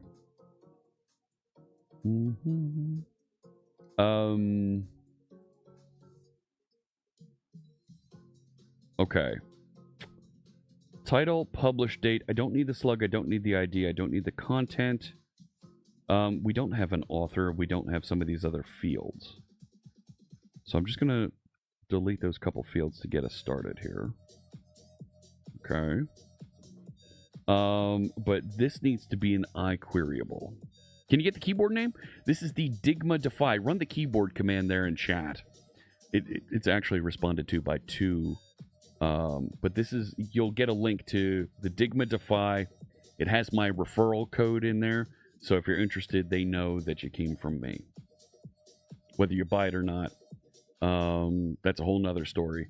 But you can run that here. I've got to switch keyboards here so I get to the other machine. One day I'll get KVM set up between these two. It's not the Fritzbot one. It's the one from Stream Elements, the Digma Defy. That's the one I use. I can use the QuickGrid EF adapter and pass in an EF dataset. Yes. I don't want to expose Entity Framework to the user interface because I don't know.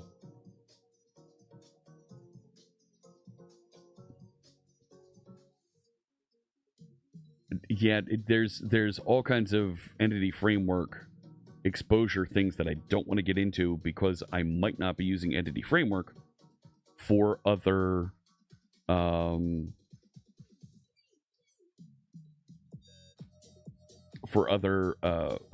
database providers. What?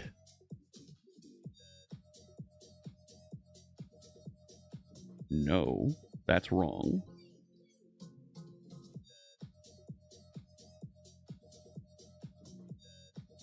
Okay. So that needs to be an iQueryable. So let's do this. Right, I'm going to kind of cheat here.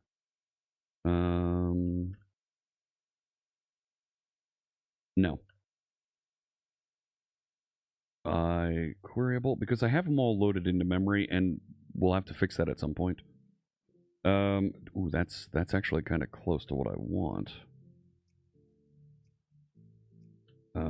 iQueryable post, and I need question mark. Yes. Let's call this grid posts. And what I'm going to do, yeah, like that. So then this can become, there we go. Now, what do we have wrong here? What don't these like? Is it supposed to be quick grid column?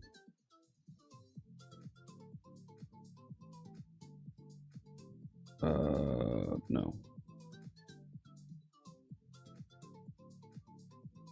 Okay, sure. Is that what it's supposed to be?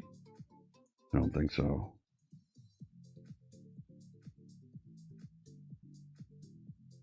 I don't think so. Let's .NET build and see what it says. Property column, that's it. Property column or template column.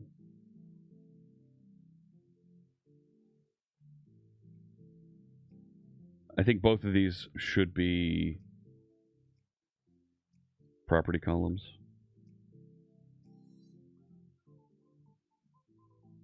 Now, what doesn't it like about that?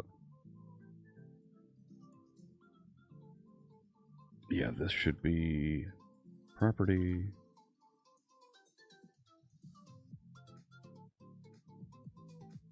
And actually, property should be, yeah. Right, it's like,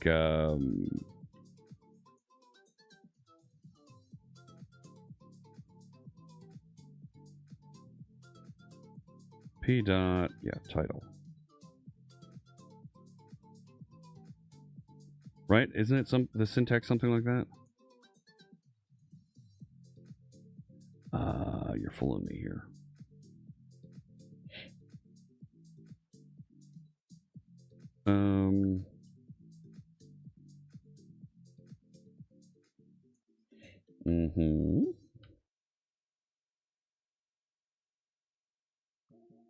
That one.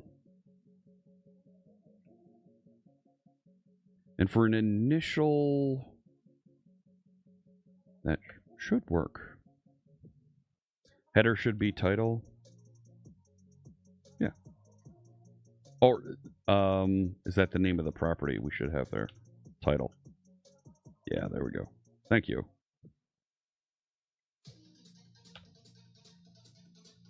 Let's see how that works. Oh.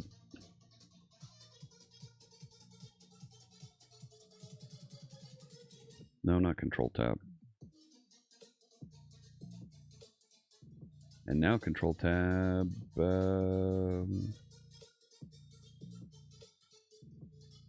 See, now I'm Sharp Site, App Host, .NET Run, and it should get me through to the page, but I'm going to have to change out the columns. We don't need the columns.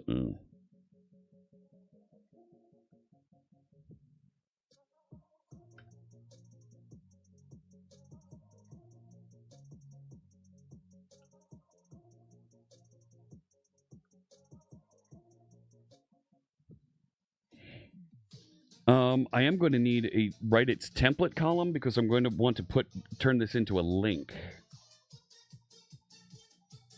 What can you do for me here, Copilot? Convert this to a hyperlink to the edit post page.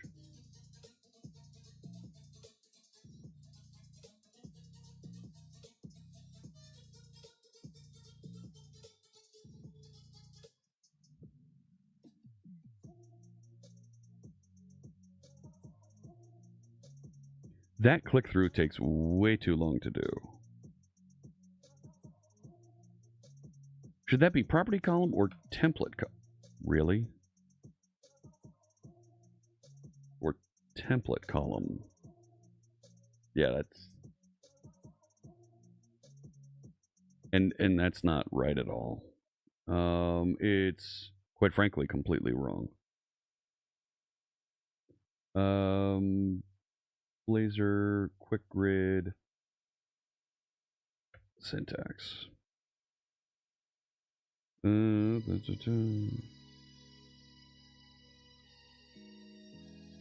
the samples page. Just jump right through. Right. Typical usage, columns, template column title. Yeah, that's template.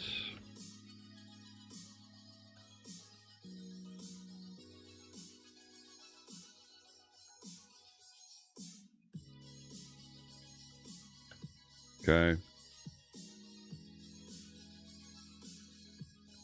Go away. Developers. We'll get rid of this one too. No suggestions. Your suggestions aren't great right now there, friend. So this was, we changed this to admin, edit post. I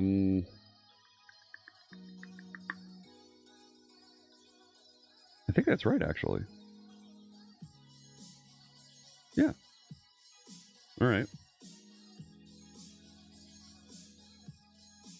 Give that another shot. See how it goes. Thank you for who's joining us here. Coder Joe, welcome in. Kendra K, hello. Thank you for joining us. No, I don't have that link open. Oh, come on. Really? Wow. Wow. Yeah. Fine.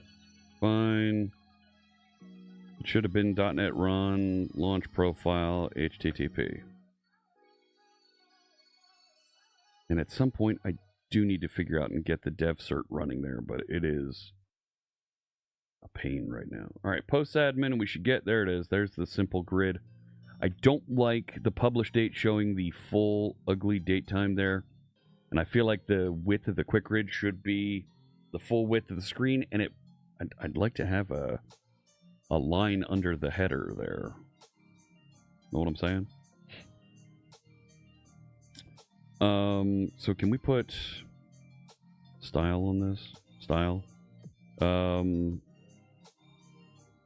Width 100%.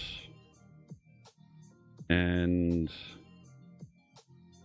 I want to format but that means I'm going to have to go into another template column, right? Does property column offer a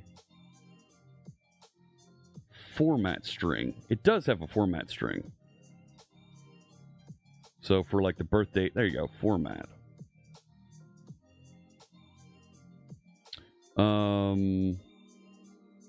All right, so let's do format on that right here for the publish date. Put a character turn in there to make it easier to see these. Can we do just format D?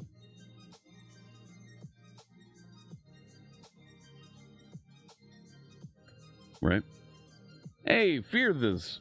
Just landed here. Love the idea of building a better WordPress, especially in C#. Never worked with QuickRid. Seems very helpful. It is.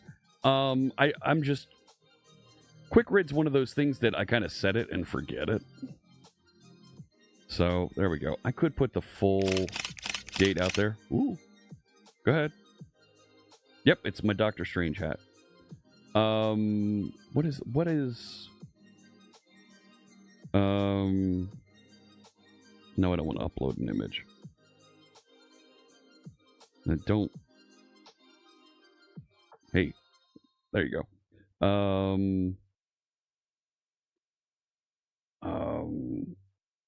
What is the date format string for not C#, C#, that includes a short format date and short format time.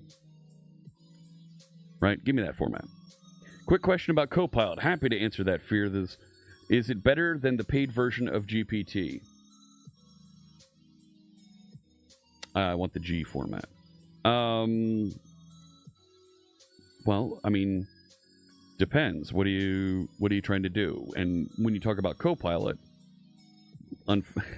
which Copilot are you talking about? Because there are many Copilots now in the Microsoft Copilot ecosystem. So, if you're talking about GitHub Copilot, yeah, it's pretty good. And you can use it in a bunch of different places. That's better. Although, that's UTC time. What happens if I go back over here, change that? Right? To local time. Yeah, do that.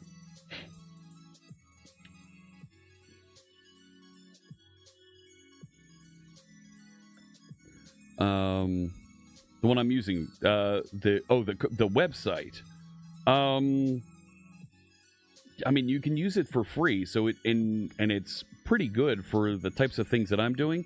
If you had to do some significant in-depth image generation, you were having it analyze and review many different things, run across many different documents, then I would get the paid version. But the free version for the types of interaction, it's just fine. If you have Copilot in Office 365, it's completely different. It is. It is. Have a good one, Robert. Does Hot Reload not work? No, it's not working for some reason. I was trying to do Hot Reload with this, and it was being quite grouchy with me the other day. Like, it wasn't giving me the login address, and it was quite frankly also going to a completely different... Oh, see, now it's working. It was going to a different location also. So, there we go. First post. Right. And admin... Let's take a look. Make sure that admin post, not edit post. So, back over here. This goes to just... like that.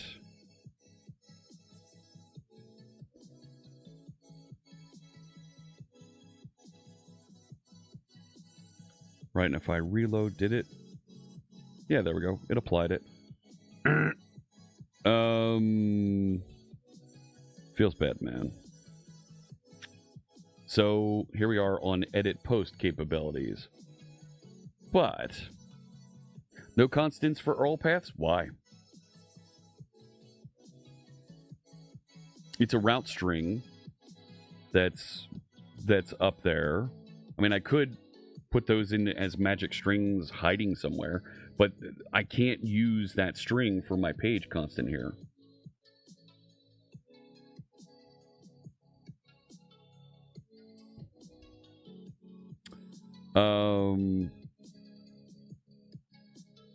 Yeah, I definitely agree with having it in one place, but I don't think, I mean, can I replace that with a variable?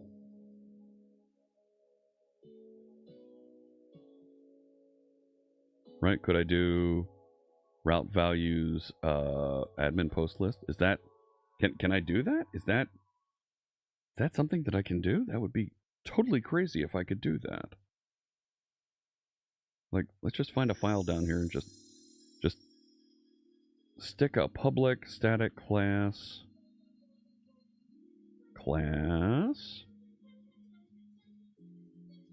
route values. No. No.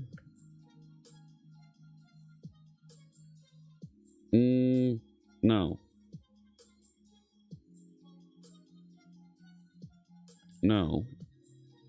Public const string and what was it? Admin post list.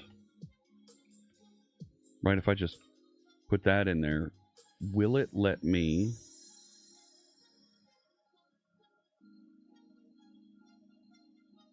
it does now. It does exist. Route values.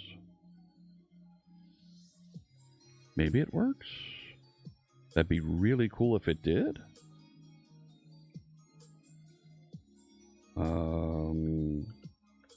.NET build and see if it works.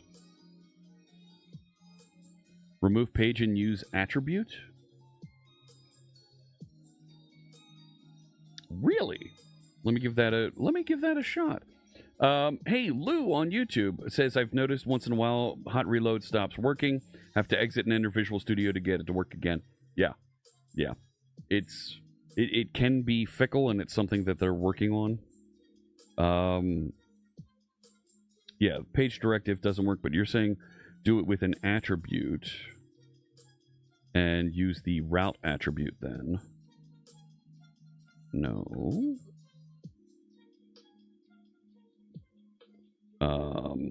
And then do...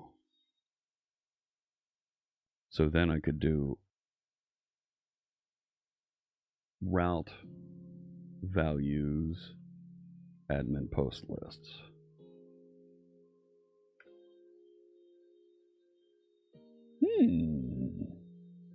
Is that going to handle that it's a page also?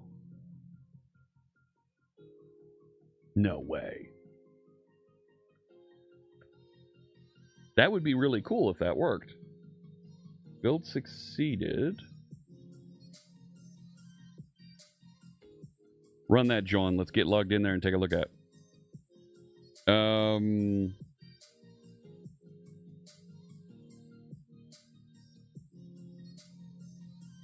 So there it is running. Back up one. Yeah, that worked. Wow. Okay. I'm a changed man now. That's really cool. Okay. Let's talk about that. Ninja Ola. Big props. Big props to you on that. Like Mario coins for you. Routes are typically magic strings in ASP.NET. Oh yeah, give them a gold star. Absolutely, for Ninja Ola. I too like to centralize some of those magic strings. So by pulling the route value, the name of the page, into a constant,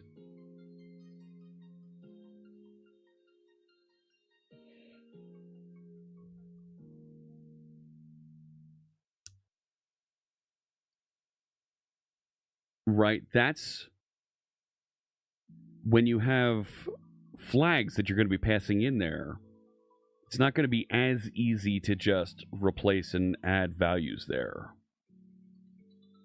Right? We may need to add some more capabilities there, but I love this technique. No, I don't want emojis in there. I want to move this to its own location. There it is. Close that file. So, right, when I want to build that string, right, the route parameters are going to be a little bit more interesting. So wait a sec. Let's explore this just a little bit more. I just have it as a constant string. But what if it was why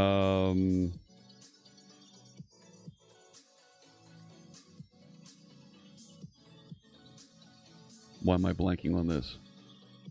I don't want it to be a class. I want it to be, what's the value type? Not a class, but a not a record. Oh my gosh. Well, I'm blanking on this. Not an enum, no. Right, not a class. Oh my gosh. Struct, thank you.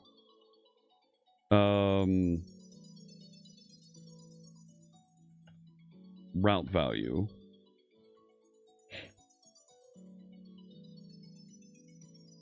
No. Right. I basically want, I'm looking to wrap this. Public string, yeah, the value. And I also want to be able to, not a reference type and not a record. Nope. But yeah, struct. Thank you, friends. And then I want to be able to swap in values, right?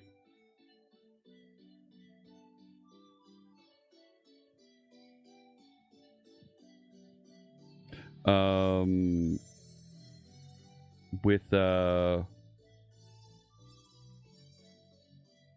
parameters. What's the gain of using a struct? It doesn't, I'm not quite sure how I want to do this. It doesn't, it becomes a value type, so it clears it up and it's gone out of memory later. Becomes a little bit smaller in how we manage memory. Yeah, we've all packed up for the week. It's only Tuesday, man!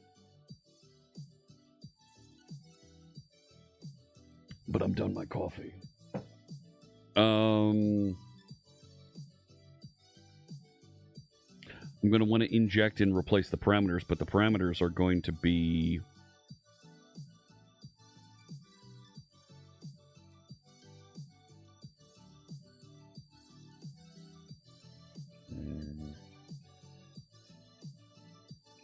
It's going to be a little bit more complicated than this.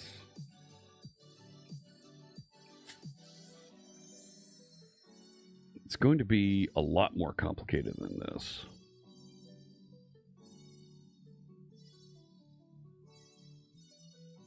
For right now, do that. this can become route value.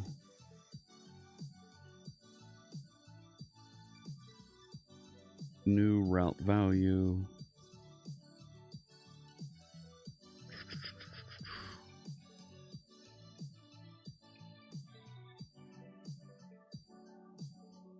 Probably make that a constructor. Right?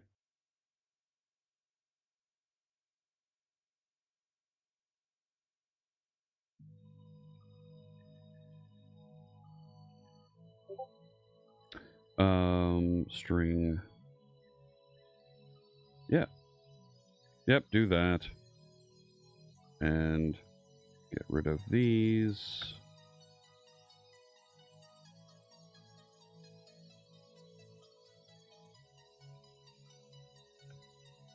Get rid of that. We can even make this like that. And what doesn't that like? Method must have a return type. It's a struct, man. I could make this a record.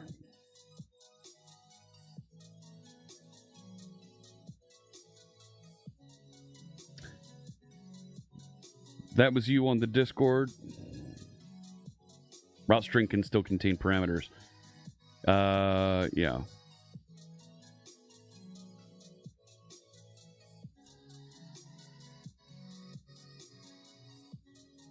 Yeah, so you... Oh, that's interesting. So you set up modules to pass along into those. Interesting. I would do, like, areas or something like that as well. And pass those around, but still the flags. I think I want this... I think I'm going to make this a record. If I make this a record struct, right? Yeah. With a string called value. Right, I can still...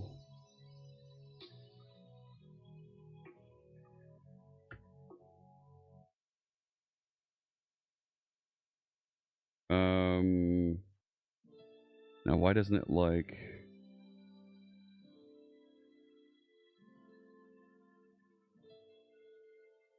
That it is there. You... For this, I think I need to override.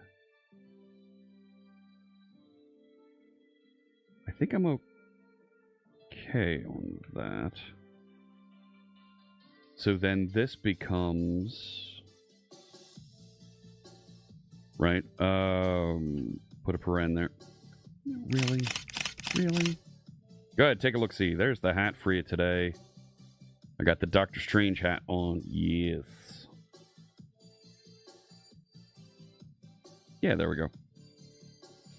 So the question is going to be, how do we handle and insert and manipulate parameters on this? Malvi, thank you. I'm glad you like the keyboard. That's the Digma Defy keyboard. Right. It's a little bit of a premium keyboard that's available out there. So this, right, I want to pass in a route parameter. How do I pass in the appropriate route parameters for that to load? A separate with params method. And I'm going to need to pass in like key value pairs for those parameters to set. And go through, right, my challenge is the syntax for this on the... And this is a fantastic little side trip that we're down here. Right? That syntax means that we need to find replace the slug parameter. But the slug parameter is nullable here, and it could also have constraints. Does Navigation Manager have a helper for this?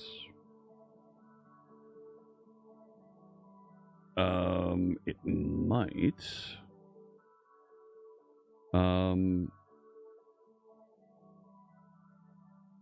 Blazor Navigation Manager route with parameters.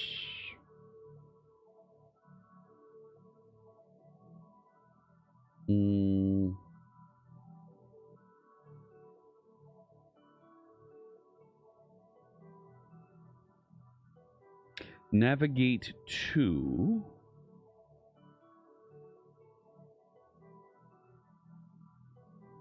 has the force reload on it.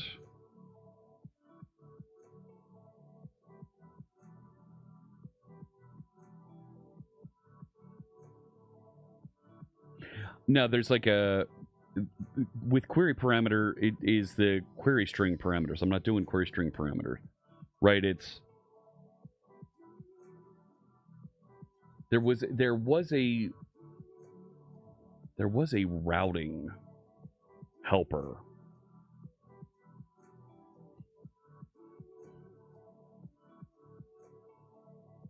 Right, to help with look, there's that exactly that sample that Ninja Ola was talking about.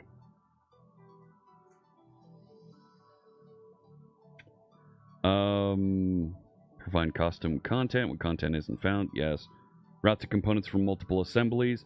That's going to be a thing that we're going to want to do in the future.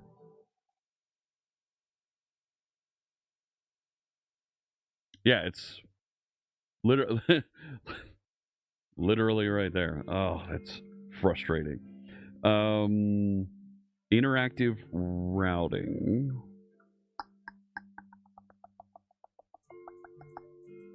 Route parameters. Here we go. Right, but I want to generate a URL.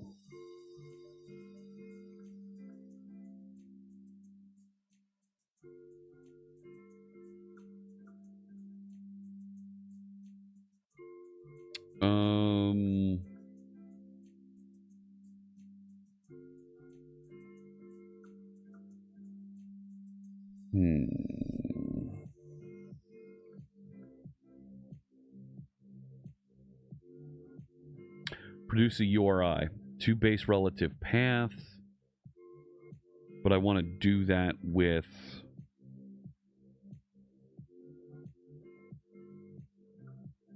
Yeah, it's not a query string that I'm doing.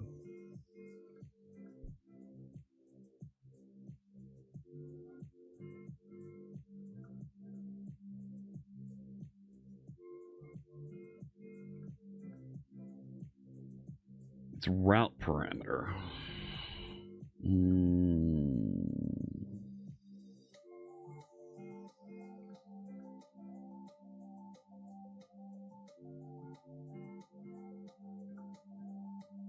Hashed routing to named elements, that's different.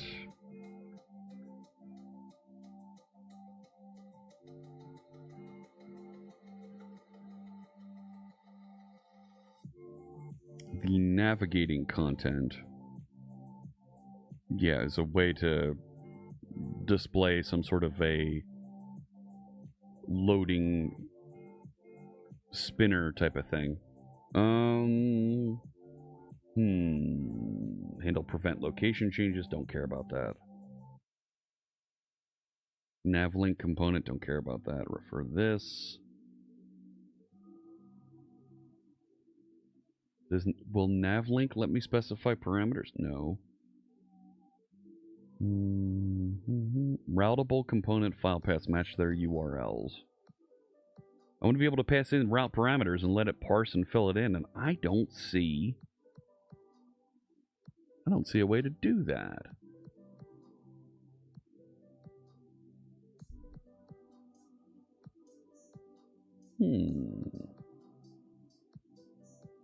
Let's go back to Copilot.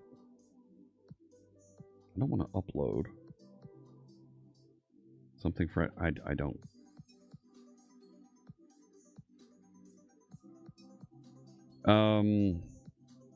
How can I use... No. With Blazor, how do I generate a URL from a route with parameters.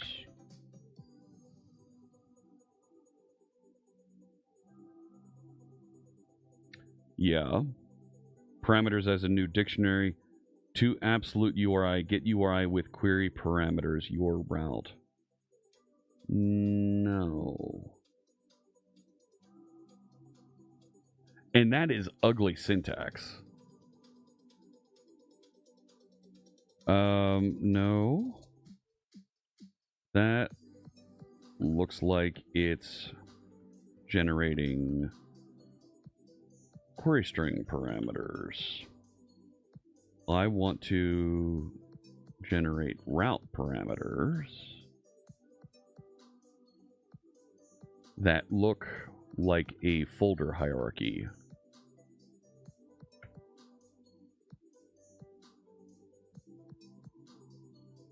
Navigation manager with the appropriate route template. Okay.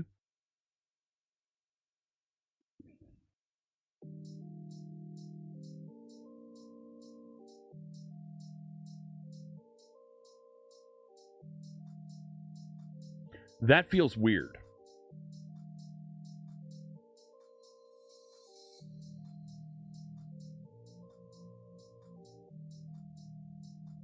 That feels weird because now I'm into, like, writing the format string for this. Where I'd like to have just a generic type where I can pass it through. And have it take that route parameter and format appropriately. Hype Ticks, welcome. Thanks for joining us.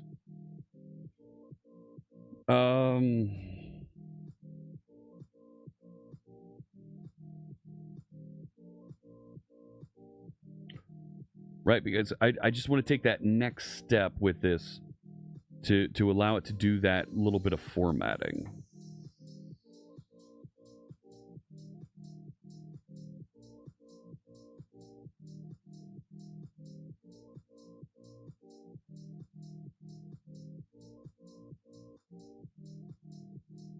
What if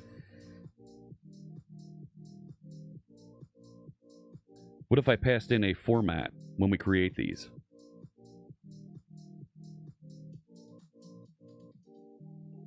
Yeah, I agree with you on the page, but I also like centralizing it like this to make this a little bit cleaner of where all the routes are. I mean, yeah. What if we also passed a func?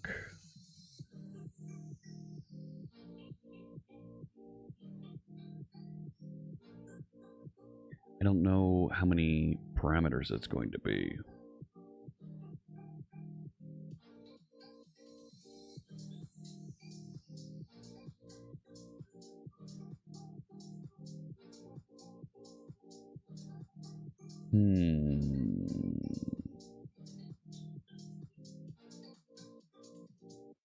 If I allow that to pass a func that's going to return a string, no, that's going to take a dictionary of string, right? And it's going to output a string, right?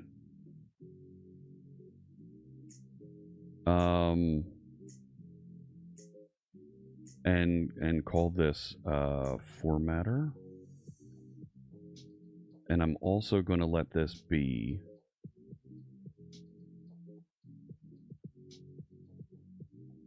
null.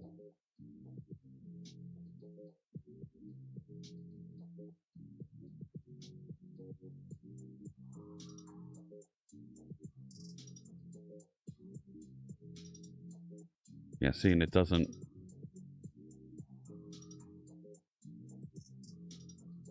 I need to provide a value for that.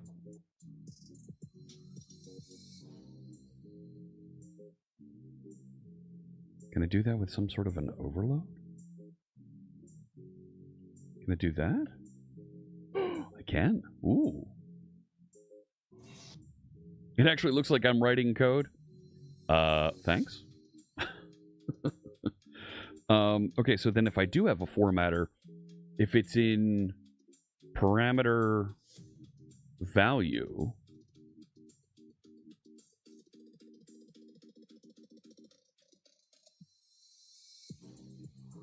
right, then I could do something. Oh, wait a sec.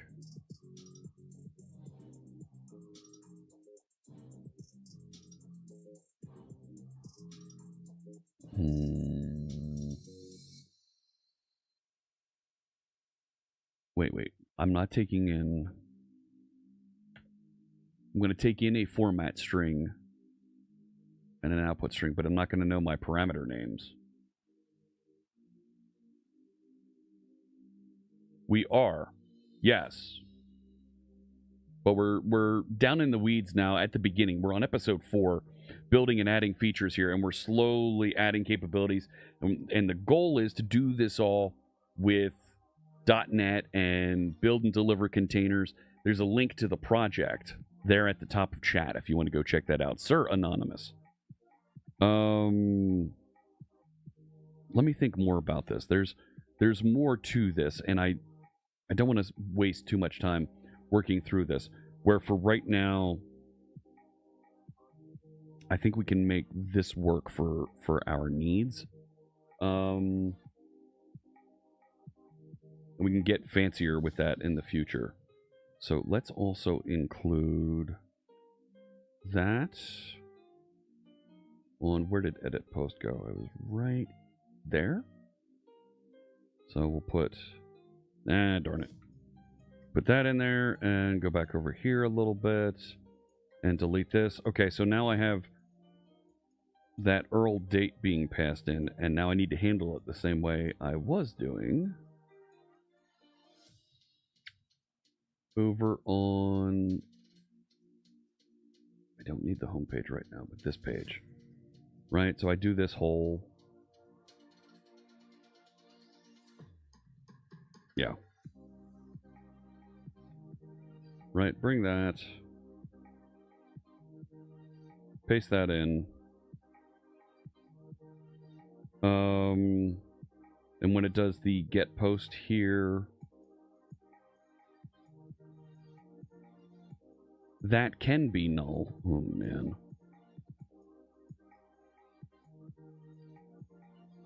Which means this needs to be nullable as well.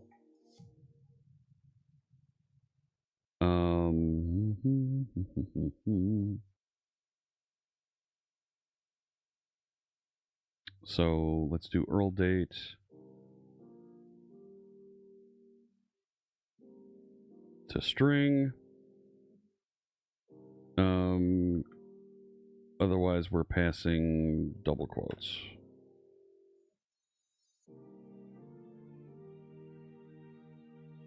Yeah. Actually. Yeah, and if it doesn't get anything, return. Yeah. All right. And there's how the save works.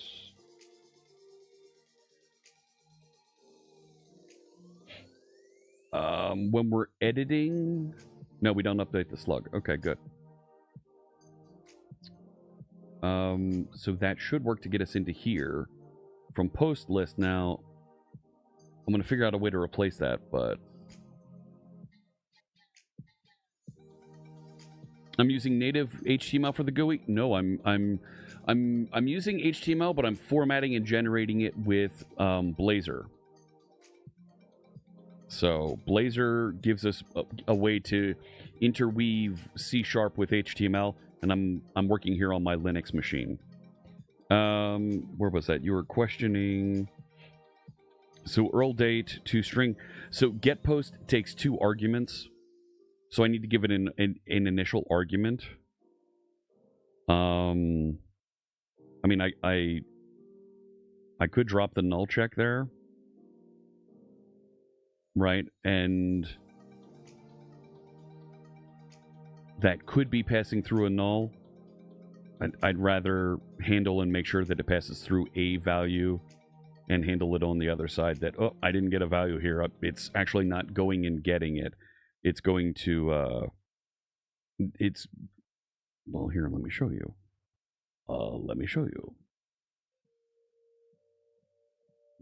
Right, when it goes to get that singular post, it's going to try to parse that string and return something. What I should do here is put in a guard clause.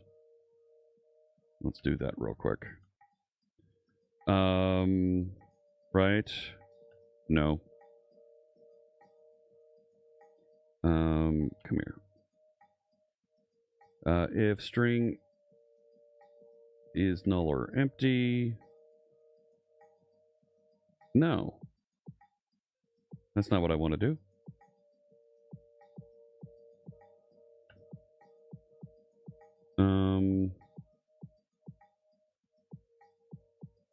Yes, that's what I want. Oh my gosh. Wow, it's like it knew what I wanted. Save that. So now it will return null, and if I get a null value back from it, then it will go create a new post for us to build out here. Okay, so all of that should do what I want it to. That looks like it's rebuilt.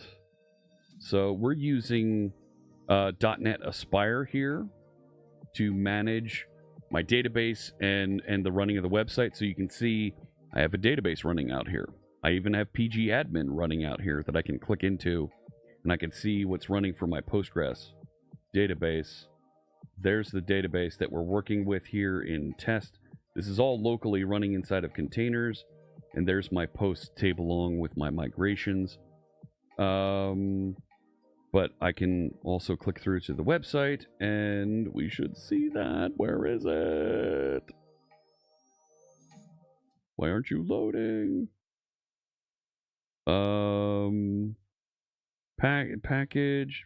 Yeah, vulnerability. Build failed. Where's the fail?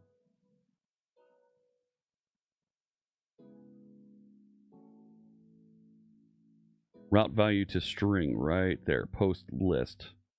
No, it... Route value to string. Fine, I'll add an operator here, you fool. Public static, implicit operator. Yeah, there we go. And now that's going to rebuild. Right. File changed. Attribute argument must be a constant expression, type of expression, or an array. Oh.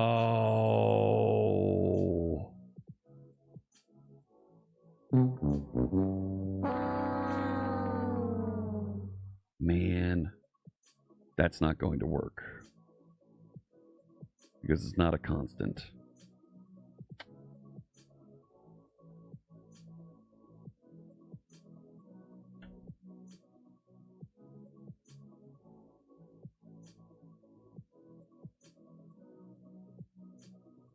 Rats. I'm not giving up on this. I'm not going to give up on this. I think it's a really good idea. There, that worked now. And I do see the questions in chat. Give me just a second. We'll come back to that. So this is the .NET Aspire dashboard. There you go. So I now have post admin, and I should be able to click in.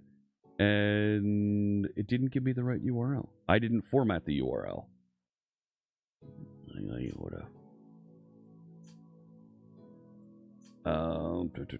Over here. So admin, and then actually the syntax after that is the same as what I have in my to URL. So what if I did this?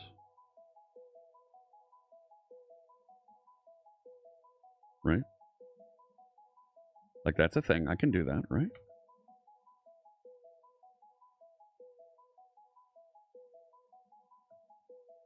Rebuild the page.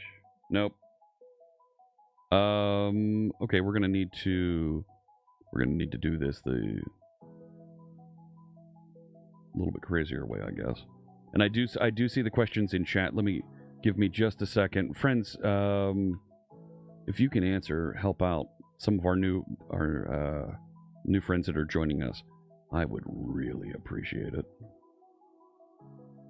So we're going to go context to URL, right? And I want to do that, and then that. But I need a quote right there. Darn it, you. Yes, that should work. There we go. It should probably be admin post. And then that. Right? Admin/post.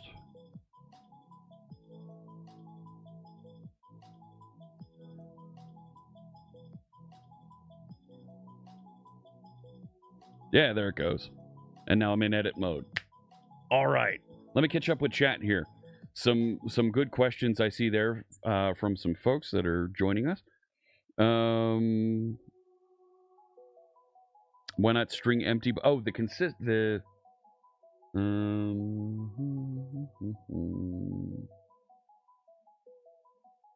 in the get post.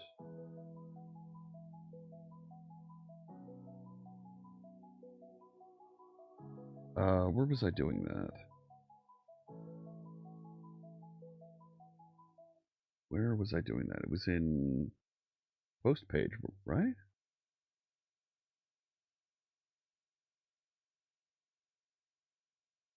No. Edit post? Yeah, this one.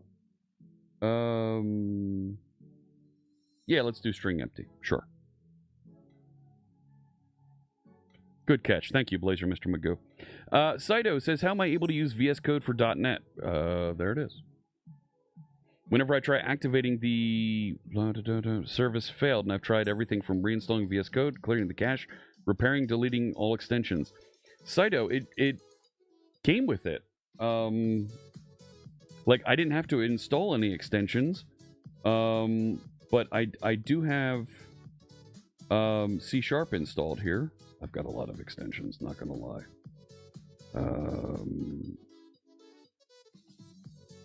Right? Actually, you're telling me I don't have DevKit installed?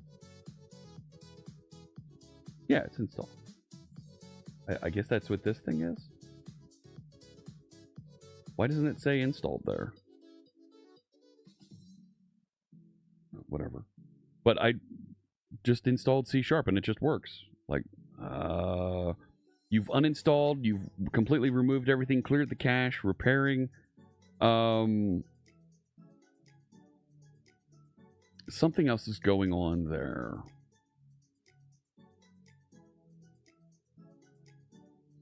Sir Anonymous has 2 questions. Do I recommend C++ for learning? No. How is the building of apps like this with C#? It's fantastic. .NET manages a lot of stuff that I wouldn't have to. C++ is a very low-level language. Depending on where you are in your programming journey, if you're at the very beginning of your programming journey, I would not recommend C++ because you immediately need to learn and become familiar with processor and memory and low-level things that are a little bit daunting for new developers to clean up and manage. Higher-level languages like JavaScript don't have any of those concerns. There is no garbage collector.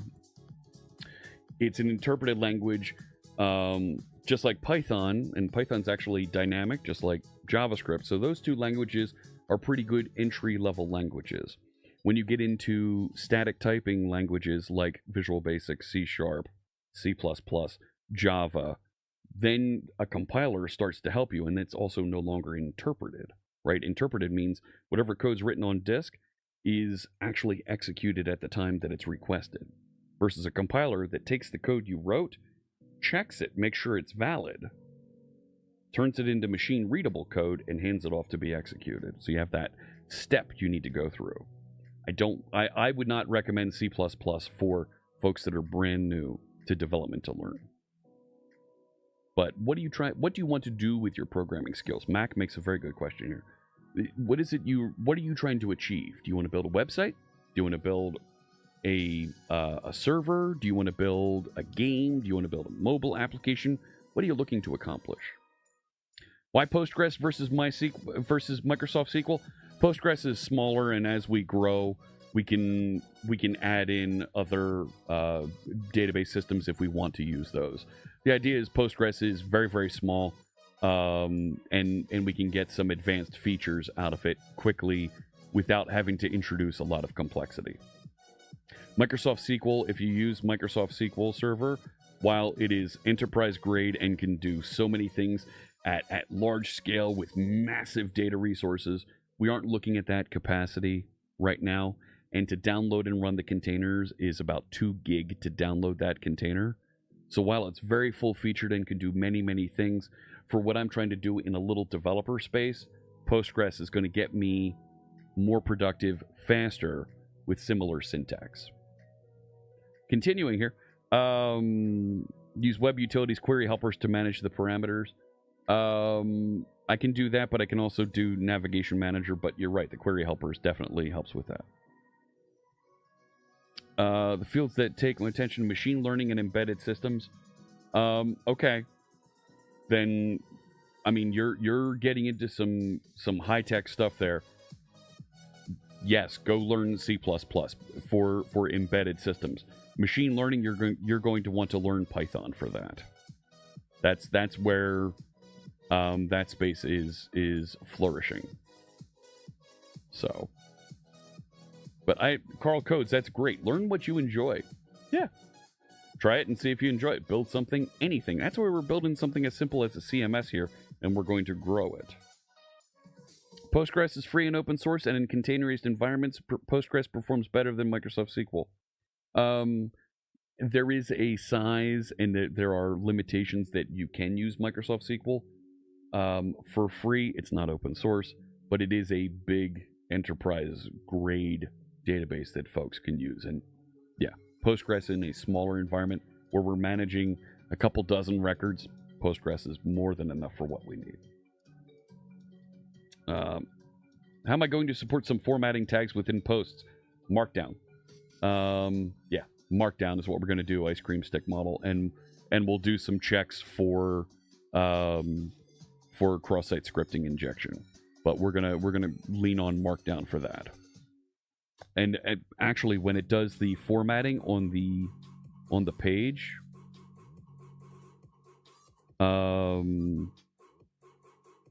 right, when it outputs the content, that format output there, the Razor language, the Razor templating language we're using there, has built into it HTML escaping of content. So if there was any tags inside of there, they'll automatically get handled. We'll bring in a Markdown interpreter to use there in the future. Yes, you can generate memory leaks using C#. It's a little bit more difficult to do than in unmanaged languages, right? The managed languages, C#, Visual Basic, F#, Java. There are protections built into it to make it a little bit more difficult to do, but it is still possible. Yeah. Developers. Sir Anonymous, thank you for the follow. Can I talk about how I got started in my in software development? Back in my day, I've been developing software for almost 40 years. As a kid in school, I was writing code with BASIC, with the Logo programming language. I even was a student teacher teaching kids in the elementary school how to program with Logo, pushing the little turtle, a triangle around the screen. You gave it directions. Forward 50 pixels, right turn 90 degrees, forward 50 pixels, and you repeated that and you got a square, and we learned a little bit of, it wasn't quite BASIC, it was the Logo programming language. But I went on to learn BASIC with the Commodore 64. My parents were very encouraging in my discovery of technology back in the 80s. So I learned how to program with BASIC on the Commodore 64. The family got a 386 25 hertz, 25 megahertz, back in 1991. And I learned a little bit of scripting, a little bit of bash scripting at that time. Learned a little bit of Visual Basic at that time. I got my first computer was a Pentium 90 with 4 meg of RAM that I got in 1995, I want to say. And I learned Visual Basic 5. I learned Visual Basic 6. I'm saying Visual Basic 5 and 6, and our friend D.D. Walsh is going, I built that! But I moved on to .NET when I graduated college in '99.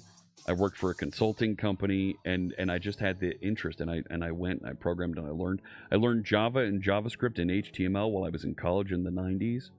I don't typically program with Java. I know it. I would have to go and do a refresher course on it, but I had the aptitude, the interest, and I went and I just started writing code on my own computer and started iterating on it and learning. So, how probable is it to damage your RAM with C++? It's you won't damage it, but you'll allocate RAM and you won't be able to reclaim it. What Postgres image am I using? It's whatever the latest one, whatever the image is that it's pulling, McNets, from, and we can see it here on the Aspire dashboard. It's pulling Postgres 17. You can see it right there. Postgres 17 on that row. So there you go. Watch Me Lurking asks, what's the difference between Blazor and Razor? That is a great question, Watch Me Lurking. Razor is a templating language that allows you to mix C# and HTML. And you denote the C# by prefixing the C# text with an @ sign, like you see right there. So this is the start of some C#. And everything after that @ sign until it sees the start of a tag is assumed to be C#. So line 4 is entirely C#. Line 5 is C# because it's the start of a start of a block level statement in C#. But then we have an H1, so it pivots. Whoop, I'm in HTML now. @ sign. Okay, I'm doing C#. @ sign post. Well, it's grabbing the post object and working with the title property on that. It's a string. You see Visual Studio Code is helping me out. And then the end H1 tag. So that's how the basics of how the Razor templating language works. There's features in there where you can specify a block of code that can be used by the templating language by wrapping a block in an @code curly brace block. So @code, begin curly brace, and there's the closing curly brace in that same lavender color down on line 31. The code inside of here can be called and interacted with, and there's ways to do that with Razor templates in other frameworks. However, when we're programming with the Razor templating using the Blazor framework, Blazor is a complete interactive framework for building event-driven, componentized user interface. So Razor knows how to reference and use components that are available. Blazor allows you to define components with the .razor extension, and Blazor will take that Razor template, and when you reference components out there, so here, let's go to the home page for a second. So here, right, this is a page, this is the home page, it answers on the root of the website, but it has this thing in here, post view. Well, post view isn't an HTML component. It's a Blazor component that we've defined using the Razor templating language, and Blazor knows how to take post view and resolve it to this postview.razor component that's defined down here. And when I grab that, there I have more Razor templating, and Blazor allows me to specify that there is an item parameter. Just like you have attributes on other tags, I can define this item parameter by decorating it with the parameter attribute on top. We call that an attribute in C#.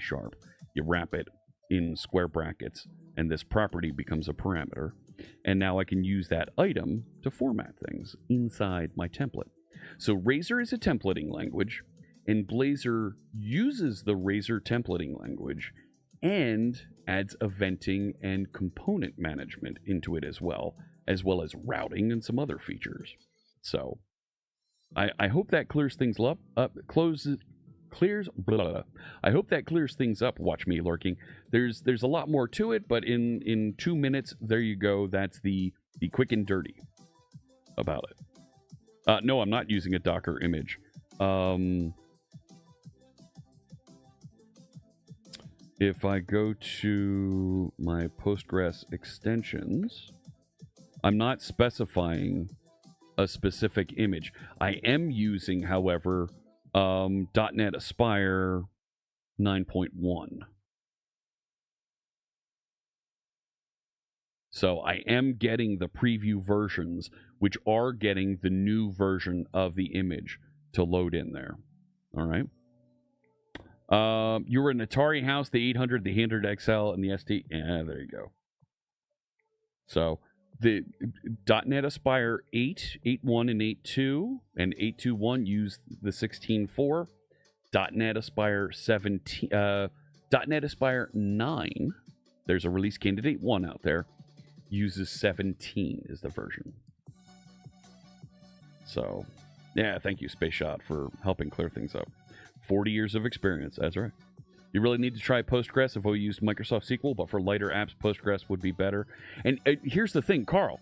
If you take a look, my source code is out here. You're welcome to take a look at it. Thank you for the follow. I'm using, I have a repository in front of it, but I have a database context here, right? And because I'm using Entity Framework, the syntax is the same. Like, right? So there's some differences. If this is a Microsoft SQL, it'll generate slightly different SQL statements for the migrations and behind the scenes management, but the syntax is the same for this part, working with the Entity Framework.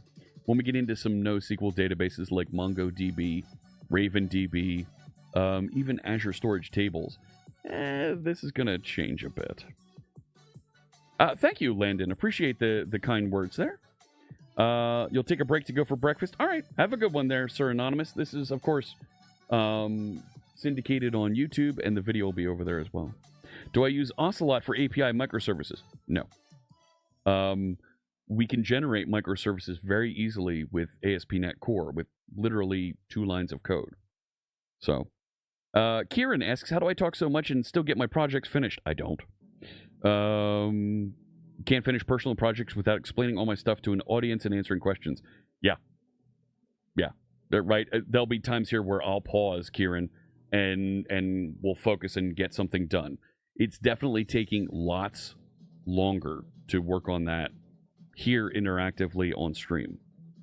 Right? When I pause and do the Q&A with chat like that, it definitely adds on to the duration as we're going through here.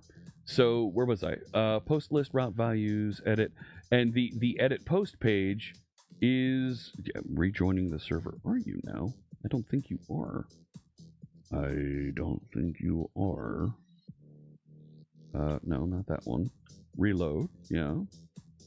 Come here, you. Open the website. Go back there. No. We have an error or something here? What did I do? Package Microsoft extensions memory. We're going to want to address that. What did I do in post view? It looks like I put an extra. Did I do? There it is. Post view. Did I? Oops. Oops. Forgot to close that. Or I accidentally deleted that. So hot reload's going to automatically update. Reload. Yes. There we go. Post admin, and I can jump in, and I'm able to edit that.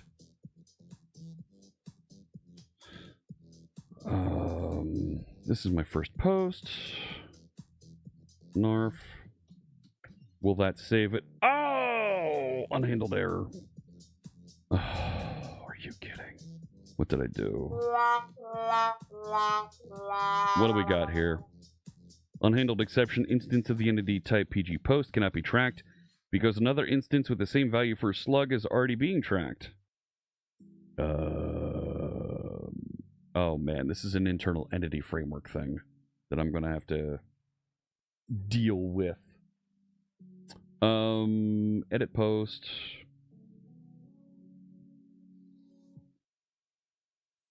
We get the post, we add the post.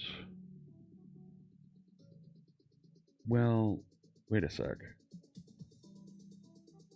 It did a get post. Is it still lingering? It must be, right? Jump back through to there. No, I want to be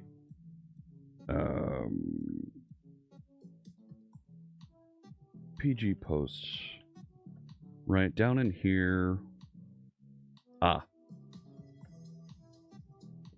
We would like an with no tracking. What is it? As no tracking. That's what I thought. Right? Put that in there. Probably should put it on the other get posts as well.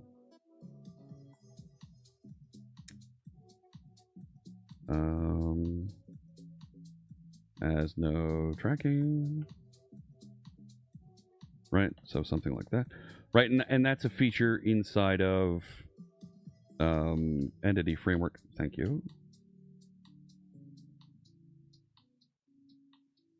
But this one, I think we should probably attach. If you edit post, it should call edit post methods. Yes, you're right. So save post, right? If we didn't have a slug, then we were in create methods. Otherwise, update post.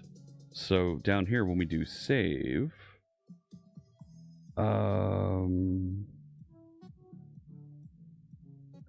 right, we probably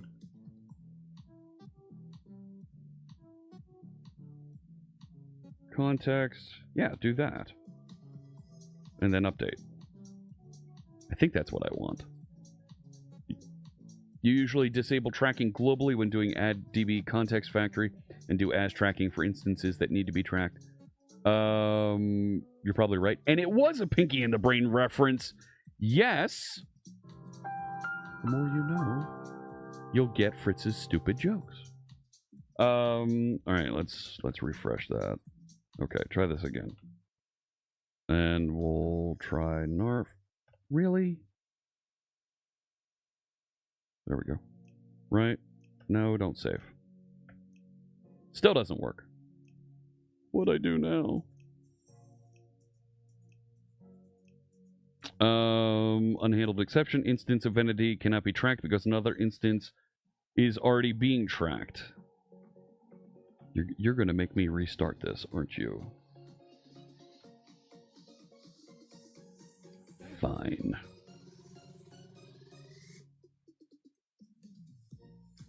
Reload that. There's the website. Everything's running. Refresh that page. Try this again. Still no. Instance of entity type PG post cannot be tracked because another instance with the same key is already being tracked.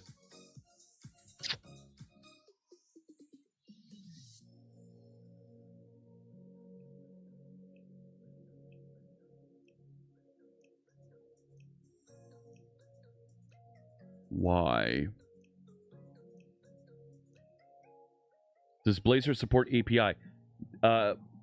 Not Blazor, but the ASP.NET Core web framework that Blazor sits on top of does, and it has some magnificent single line, what we call minimal API syntax that you can use to define APIs and even add open API bindings to them very, very easily.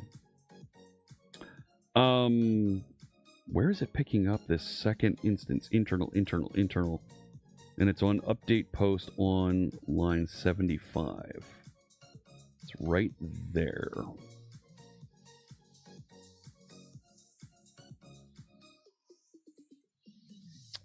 Begins tracking the given entity and entries reachable. So let's get rid of that one. Developers. And we'll try this again. Hey, Trash 1337, welcome. How you doing there? Try this again. Okay. Routed me back to home. Did not save the content. So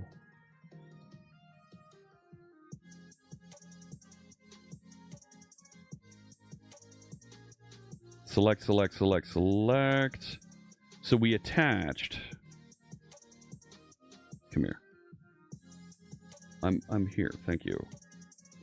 Begins tracking the given entity and entries reachable from the given entity using.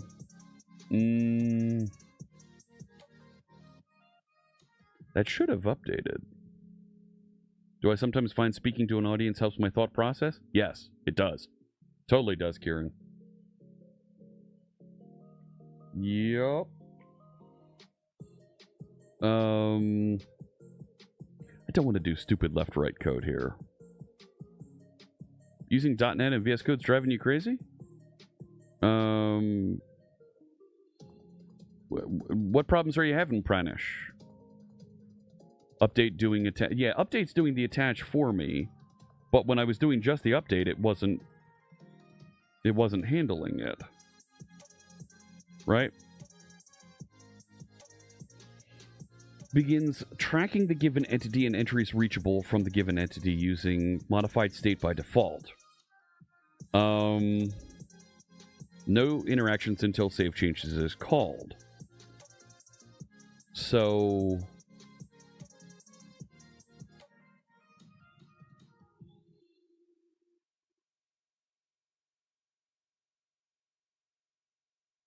right, the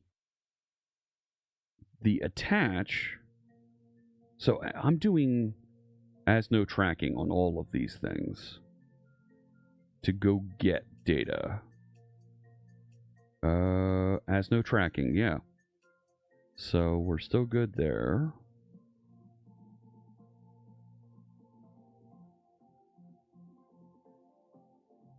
So when I call update, there's nowhere else that it should be doing that. Website just refreshed. Back over here.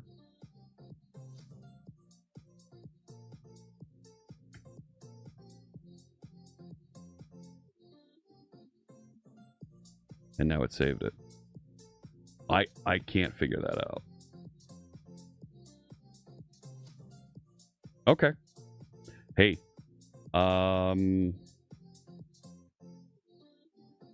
I'm gonna leave it the way it is. You ran into that same issue with the EF last week? Ah, Jim Dunn. Isn't it frustrating? It worked fine the first time, but not anymore.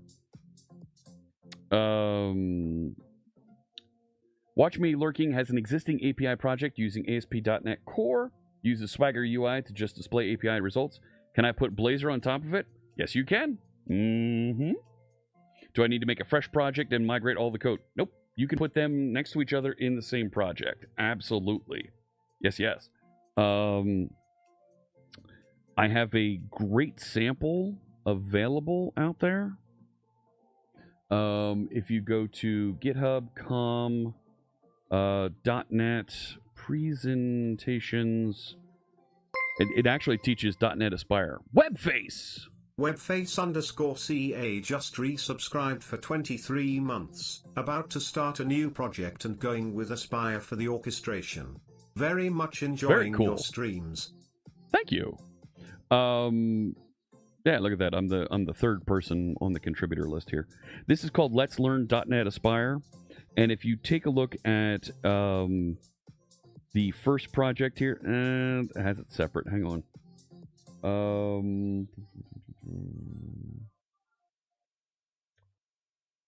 No, they removed. There was a version here that didn't have the API separate. Oh no, there it is. Developers. Him. Crunk Master Cache. Thank you. This is Blazor, but the API is sitting in another project. You don't need to do it that way. Now I look silly. This sample doesn't do the way that I thought it would. So let's go to mine, and if we go to Blazing Pizza 8, there it is. This is the Blazing Pizza workshop. I don't think this is the right one. No. Hang on. I've got a repository for you.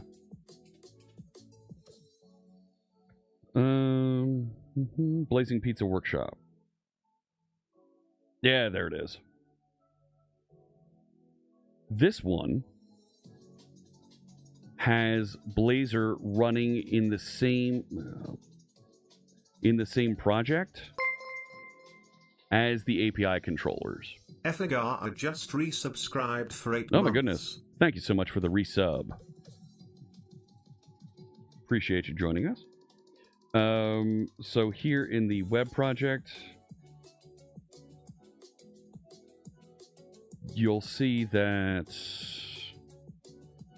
it adds controllers, but it also does, there's the Blazor components.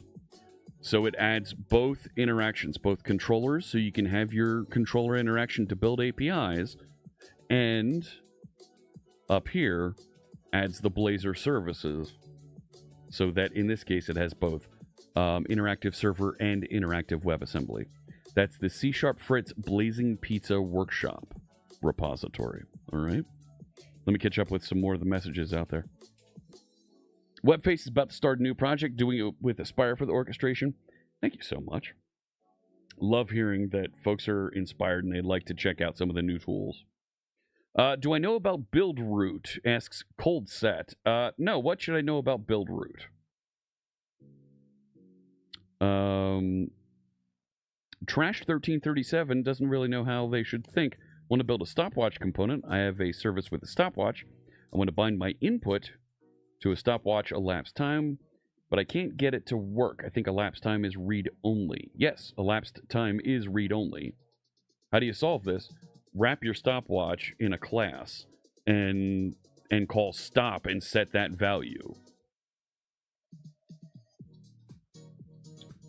So for the type of interaction you're describing, where you want to be able to trigger, you want to bind to the elapsed time on it, right? Or you want to be able to set the elapsed time on something, wrap that in a class. And depending on how you're interacting, choose appropriately. I don't know enough about your project to speak eloquently towards what you're trying to accomplish. So, yeah, what should I know about build root? I'm not going to go and just search and look for something here, but yeah, what's going on with build root? What is build root? What's it do? Is that something? Is it something in the .NET space? I'm working on a project here. You know, this is a two-way conversation. Help me out. I'm happy to take a look and give you an opinion or something. But it's a tool for making Linux distributions. Oh, that's not something that I'm particularly interested in. I'm not as much a systems administrator person as a web developer, application developer. So you're having a little problem with disk IO scheduler. Oh gosh, no, you're those system admin things I don't typically dive into. Sorry. All right, so edit post works. The post list works. I've got my little quick grid there. I don't want to wire up delete yet, but my edit page works. So I'm at 12:48 here on my schedule.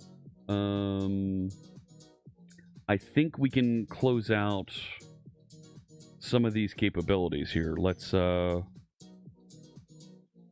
a look at my. Yeah, let's add some of these. Add the whole shebang, right?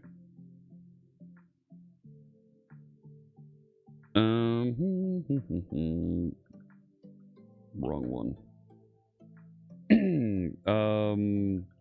Completed the post list and edit post feature. And I'll push those, and this will be wrapping up, I think, today. We'll answer some more questions, chat a little bit here. So I have a post management page, and I have edit post page. So 5 and 17 we can close out here. Fixes 5. Hey there, Bad Magics. Welcome. Is that an X-Men reference? You need a nap and it's only 1 p.m. No, not quite there yet. Go ahead, create that pull request, and we'll get that merged. Yep, there we go. And go ahead, delete my branch. Jump back over to main.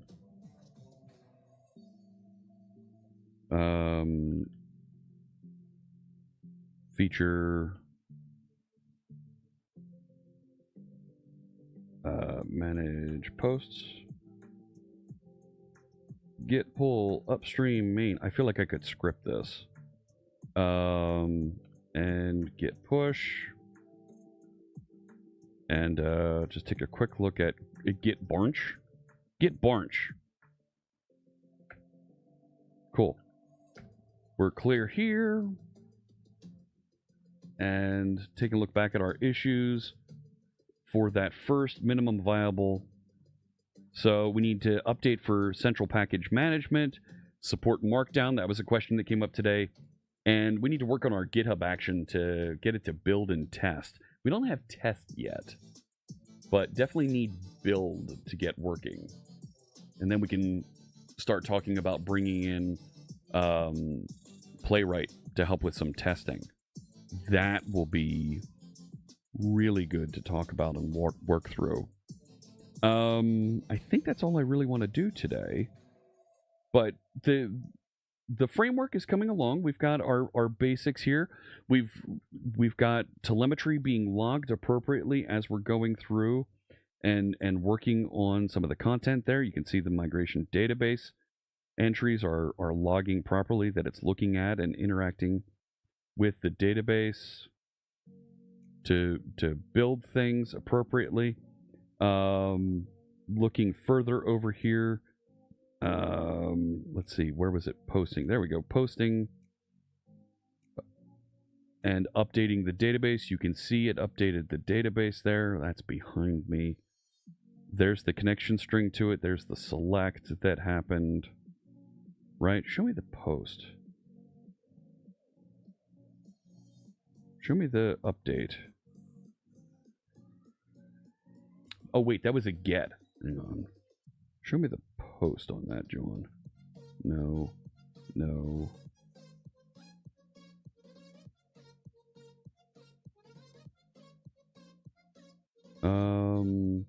Filter, go find me a post. Not a get on post, but I want a post on a post.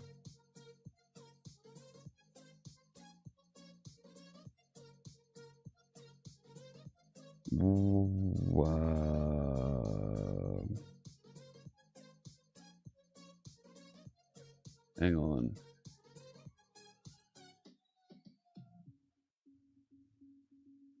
When and how do I expect people to help with the project? Can someone throw the project command there in Twitch chat, and that'll give a link over to Landon so that they can see the project here. When it did the it's server interactive. It didn't do a post.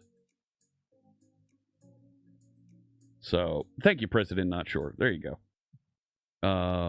So that should have there you go. There's a link to SharpSite so that you can see the project. It's open source.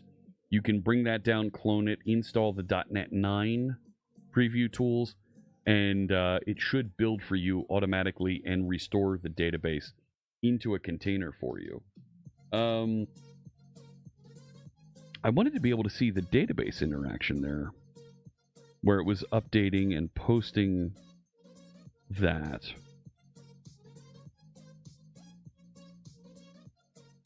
And I just don't... So there it is. Right. Here's more content. And we should see that trace coming through down here. It went to the home site.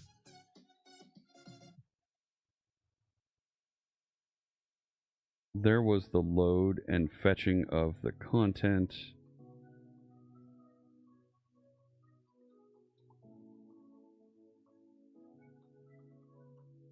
There was the select from it.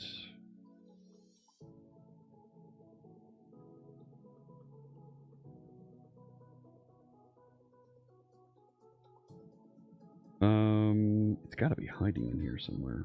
No. Interesting. So we have the basic create content and have it add over here. I need to put a link in here to add post. Let me do that real quick. I've got you here. I might as well do that. Let's put a link on the post list page.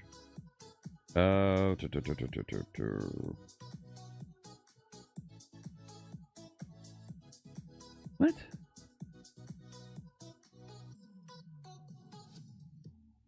Down here.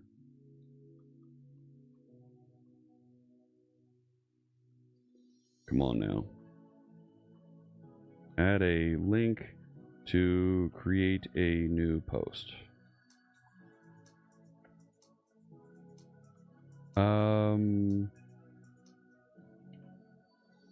Yeah, I think that works. So that should hot reload and update. I don't see it updating. There we go.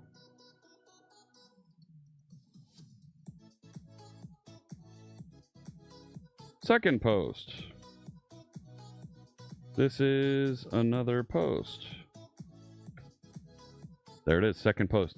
Now, second post should probably appear first on the home page, shouldn't it?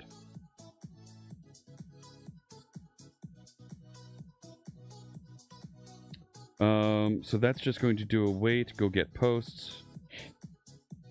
And for right now, I will...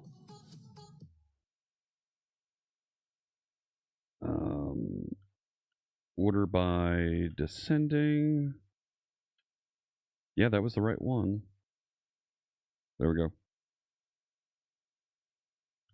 Save that, reload, and this. There we go. It's not compelling. Nothing that we're really doing interesting here yet. We should probably have some sort of a preview summary block of text that we'll have to come up here. We can make filters, absolutely, to do that in the future, right? The interface that we've defined here to get posts allows us to pass in a function that will do some of that filtering. Just trying to do minimum viable here to support that first collection of posts. But cold set, you are spot on. You're absolutely correct. We want to be able to do that in the future. But additionally, right, we finished adding a sitemap. And there's our sitemap. I should be able to click. And there's our sitemap with our posts listed, including our new posts in there. Ads have just clicked in. Paging we're going to want to do in the future? Absolutely. So, is the formatting of the content of a post finished yet? No. We'll probably do that next time, and we'll use a Markdown plugin to help with that type of interaction. So, right. So, let's go in here, and right, we're going to want to use NuGet, right? Markdown. Yes, I know. There's a package called Markdown that has 11.9 million installs, and there's also MarkDig.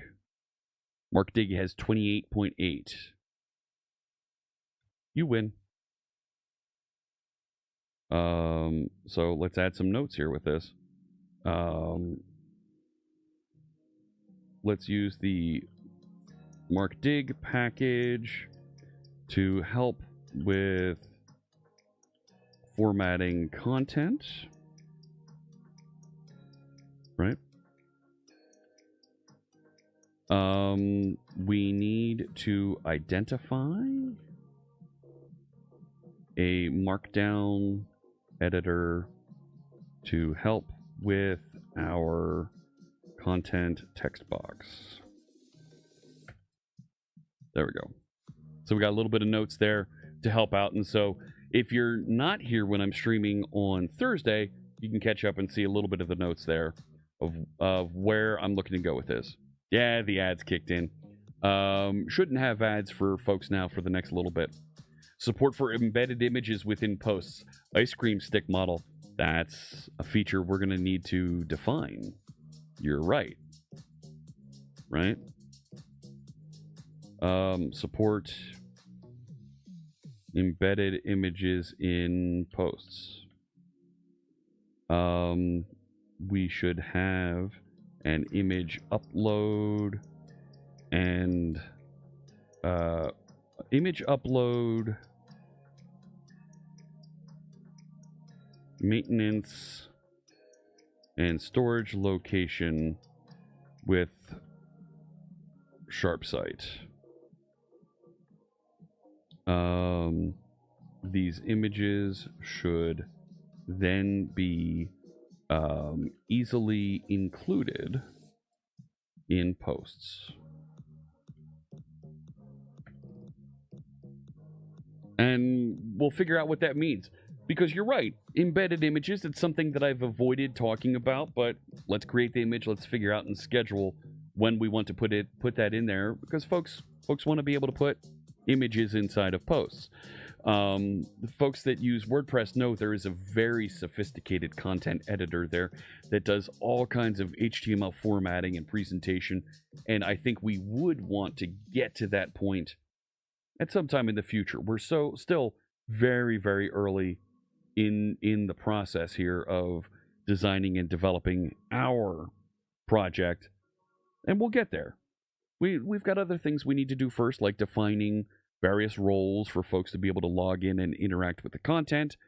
We want to be able to set up RSS at some point, and so forth. And we'll get there. But for now, I need to call it a day. I have some other projects that I need to get to. That was the wrong button. Thank you so much for tuning in. Let me just hit a couple other questions here. Trash1337 asks, when would I say Mediator is useful, if ever?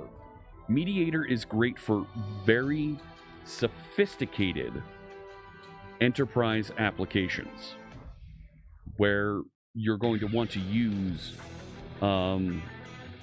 event storage. You're going to want to use some very sophisticated business logic, and you want to track and audit all of those interactions. For something as simple as this content management system, where we're not going to have more than a couple megabytes of data. We're going to have some very sophisticated customizations that go on for the front end, but we're not doing sophisticated interactions with data and business logic processing, where we're going to want to maintain and migrate and change in the future. Those types of things become very compelling and interesting when you look at a tool like Mediator that's going to encourage domain-driven design, command query responsibility,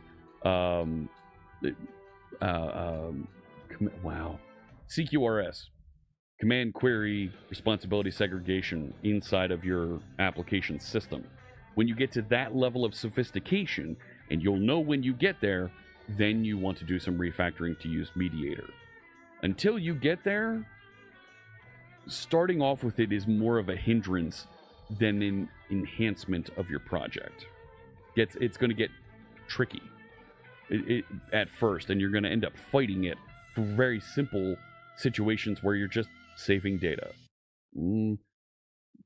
Don't get caught up in the architecture that you think you need and slow down your process to get started. I'm going a little bit slower getting started here because I'm having great conversations, discussing and learning and building out the framework with you out there, right? It's important for me to be discussing and helping and sharing with the folks that are watching so that we all learn together as we advance the capabilities of SharpSite. Eventually, we're going to have folks contribute and jumping in here and submitting pull requests. Maybe we bring the GitHub scoreboard back and we share a list of folks that have been contributors over the last week, over the last month, over the last year, helping out with SharpSite. Maybe that's something that we share here on stream. Don't know. Could be fun to do, to bring the scoreboard back. We used to have that years and years ago, but it might be something that it's time to return to the stream and share and highlight and thank those folks that are contributing to projects we're working on stream. Let me see who else is streaming on the big Twitch TV network that I can get our friends that are watching on Twitch, get you connected to, that are doing something fun on stream. If you're watching on YouTube, I have lots of great replays from previous videos that you can find below or over here. You can check that out. But let me get you connected to somebody else who's doing something fun on stream. And looking around the horn here, you know what? Let me send you over to Code Rushed, who's building IntelliSense with voice input. Very, very cool stuff. So Code Rushed is our friend Mark Miller. He's another member of the Live Coder stream team. Check him out. There's a whole bunch of folks that build and write code live on Twitch, including Mark. And Mark likes to build and extend the Visual Studio Editor. Really, really cool stuff that he's working on, all right? I'll be back on Thursday. I'm doing some other recordings for some other videos this afternoon, but I will see you on Thursday for some more work on SharpSite. Check out the Discord. We'll be over there talking about some things, and as we get ready to start to release this and allow more folks to contribute. All right? Have a fantastic rest of your day wherever you might be. I wish you good health and good coding. Take care.